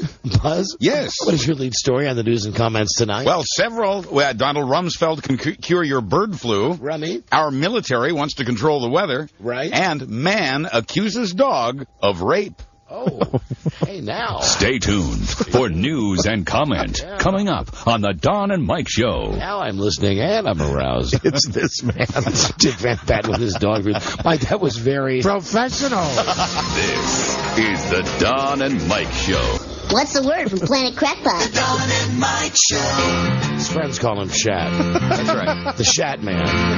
The Shatster. The man of Shat City. A handsome man recaps news in pleasing baritone. Stay tuned for this and more.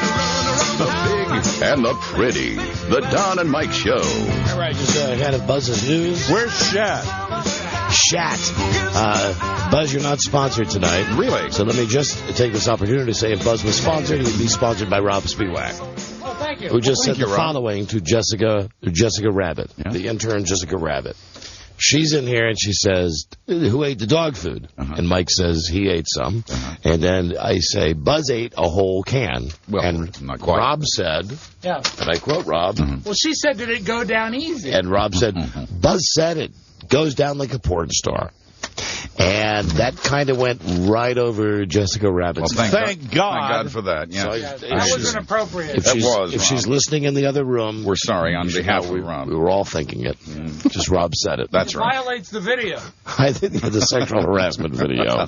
Rob's had one of those fun days today. Hi there. Hi, Buzz. Hi, Don and Mike and Rob. Although the plan's already... Have a nice evening.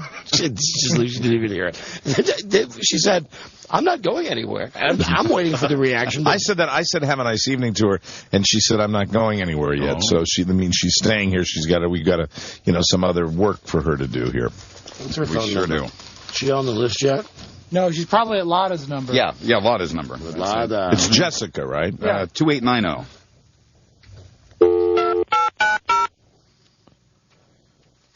Jessica Rabbit.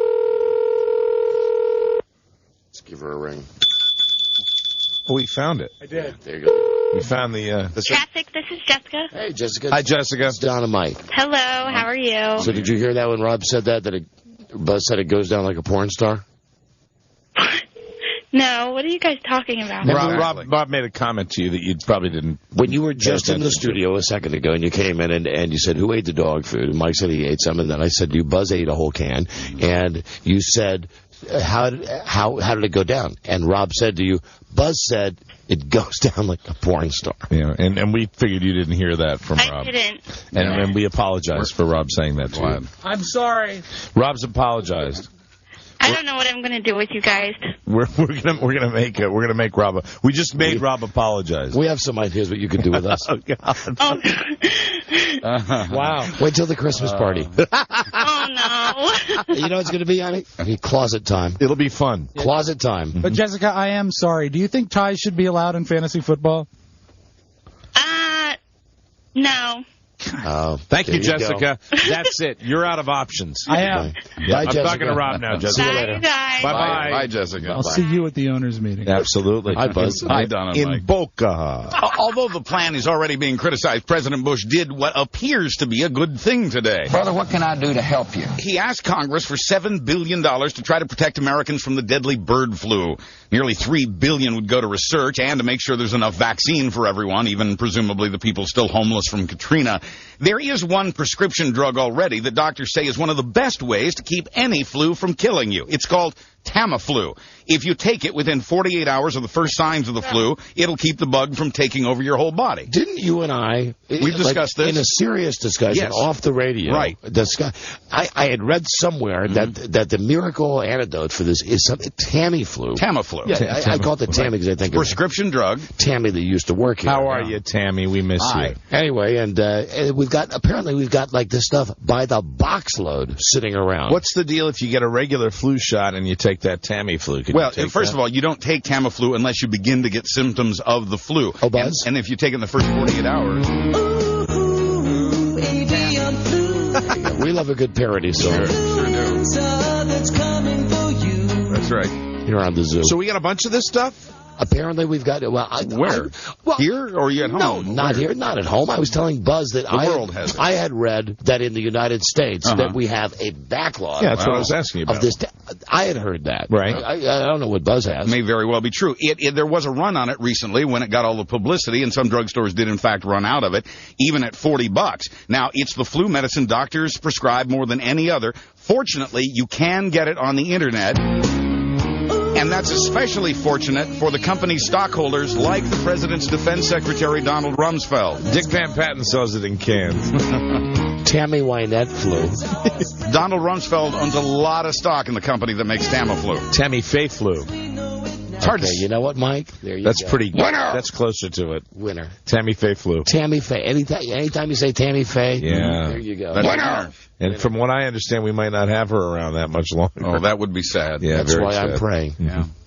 It's hard to say, really, but he owns, Donald Rumsfeld does, somewhere between $5 and $25 million worth of stock in Gilead Sciences, the company that owns the rights to Tamiflu. So now, hold on. He was once chairman of the biotech company. Let's get, because this is where Buzz steps on the neck. So let's make sure that we understand what neck you're stepping on. All right. Rumsfeld. What you are saying in a roundabout way very clearly. is that with the bird flu, we've never heard of this far in. Brains wander stumbling around. Bow, bow. Climb through your window. Oh, come on. Where is it? What you're saying is that this flu, which is conveniently about to hit the United States, yes, one of the antidotes, is the rights are owned by Donald Rumsfeld. The more people take Tamiflu, the more money he makes.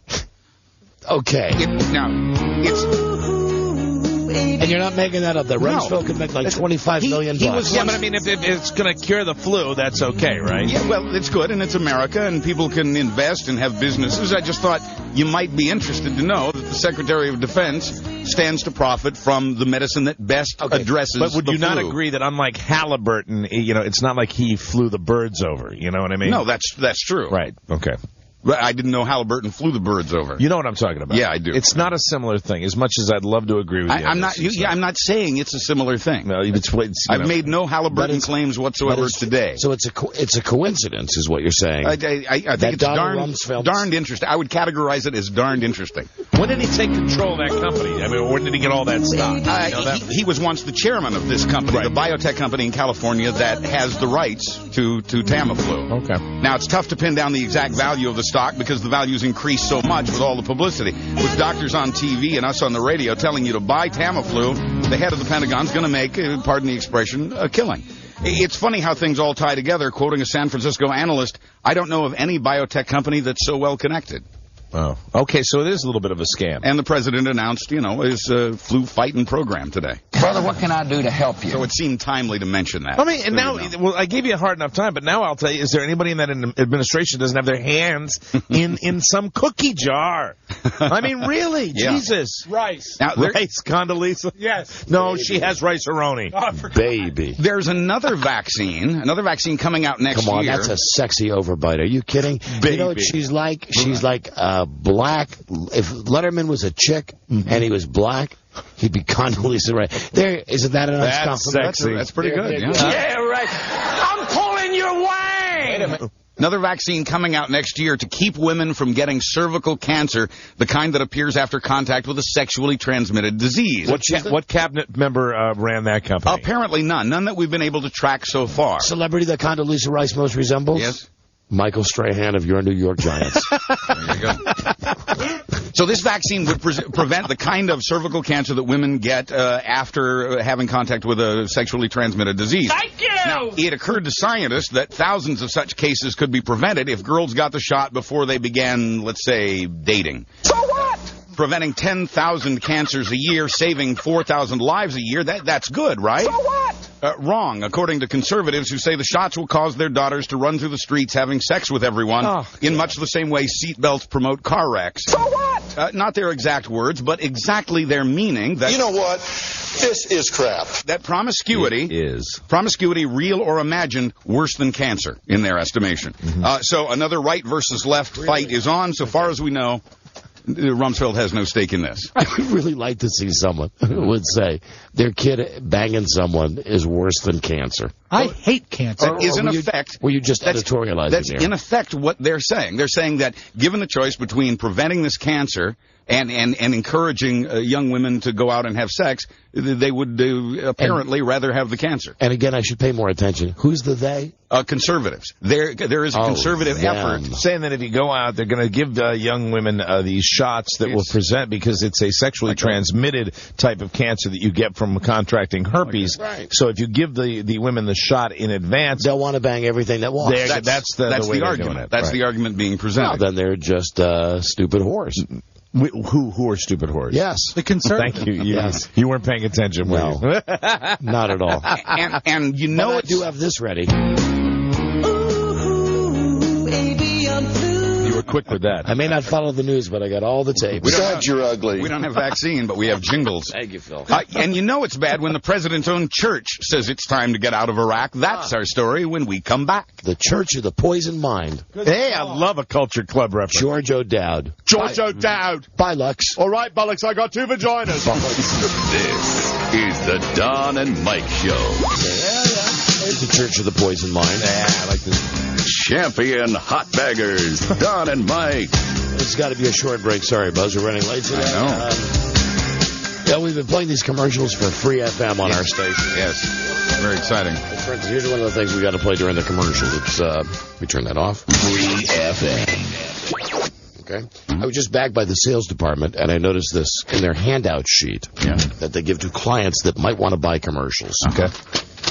WJFK is Washington's superstation. Yes. And the one station you can count on. Consistency. Consistent personalities. Consistent format. Consistent call letters. Consistent results for advertisers. Now, who am I to say? But if you're running a station that most people knew as WJFK, and you're changing the name, Free FM, maybe you wouldn't want your salespeople out with a piece of propaganda that says consistency, consistent call letters, when you're changing the call letters. And that's last week's information. This doesn't even say Free FM on it. Consistently inconsistent. Right. Okay. Hi, Buzz. Hi, Don and Mike. And Buzz, if you keep holding up that sign, you're bad. Yes, you're I very am. bad. Yes, I am. Bless you, Mike. Thank you, Don. Bless you, Mike. Thank you, Don. But you know it's bad when the president's own church says it's time to get out of Iraq. Oh, the Church of the Poisoned Mind. The United Methodist Church's Church and Society Board has issued a statement calling on congregation members George Bush and Dick Cheney. That's yours, right? To get us out of Iraq immediately. Maybe the church has seen the latest casualty figures. October, our deadliest month since January, with over 90 more sons and daughters lost. 26,000 Iraqis killed. See you in church, boys. Hold on. Here's what George Bush had to say. Hi, this is Boy George. Never listen to Don Geronimo and Mike O'Mara. All right? Bollocks. Bye, Lex. Thank you. And a hot air balloon is at the heart of this truly amazing story. In New Jersey. What are you clapping for? Rigid airship. He likes hot air balloons. Oh, the Hindenburg, right. In New Jersey, a woman was helping her husband launch his hot air balloon. One of her feet got wrapped up in the anchor rope. After being thrown to the ground, the rope lifted her upside down into the air. Buzz, when are you buying the hot air balloon for Marcia? As the balloon, shh, it's a surprise. So you laugh. As the balloon began to drift over some trees, her head and body were battered by the branches. And then, as the balloon drifted over a barn, her ankle slipped free of the rope. She fell 50 feet and crashed headfirst through the roof of the barn. Oh, that'll leave a mark. She might not survive, but so far she has. Well, I hope she does. We have our differences with the British, but here's one thing about with which we can both agree, the French. A new survey in England shows that 86% of Brits think there's a reason for all the negative stereotypes about the French. The reason they say is the stereotypes are true. England can kiss my ass. And we've apparently uncovered a new stereotype for the French, cluelessness. Clueless! Hello. We do not know. The world goes by. We just sit back and enjoy. Hello, look at all of the hair under my arms. Bonsoir, I smell. Only 27% of the French surveyed believe that Brits would think of them in a negative light. And quoting a British researcher, the British will make jokes about the French which would, if made of other ethnic groups, be considered extremely racist. Oh, well then. That survey would have been a lot more accurate, but the French kept retreating from the reporters. That is because the French are so lazy. In sports, Arkansas Razorbacks quarterback Robert Johnson just hasn't performed this season. Good old BJ. And freshman QB Casey Dick has shown real promise. So Coach Houston Nutt will replace Johnson with Dick for this week's game against the Cox, the Fighting Gamecocks of South Carolina. Somehow I felt you needed to know that. And you know what? All of that is absolutely true. That's right. I don't make these things up. Oh, I like that and one. When we come back, dog rapes man. His phone's on the floor. We'll be right back. This is the Don and Mike Show.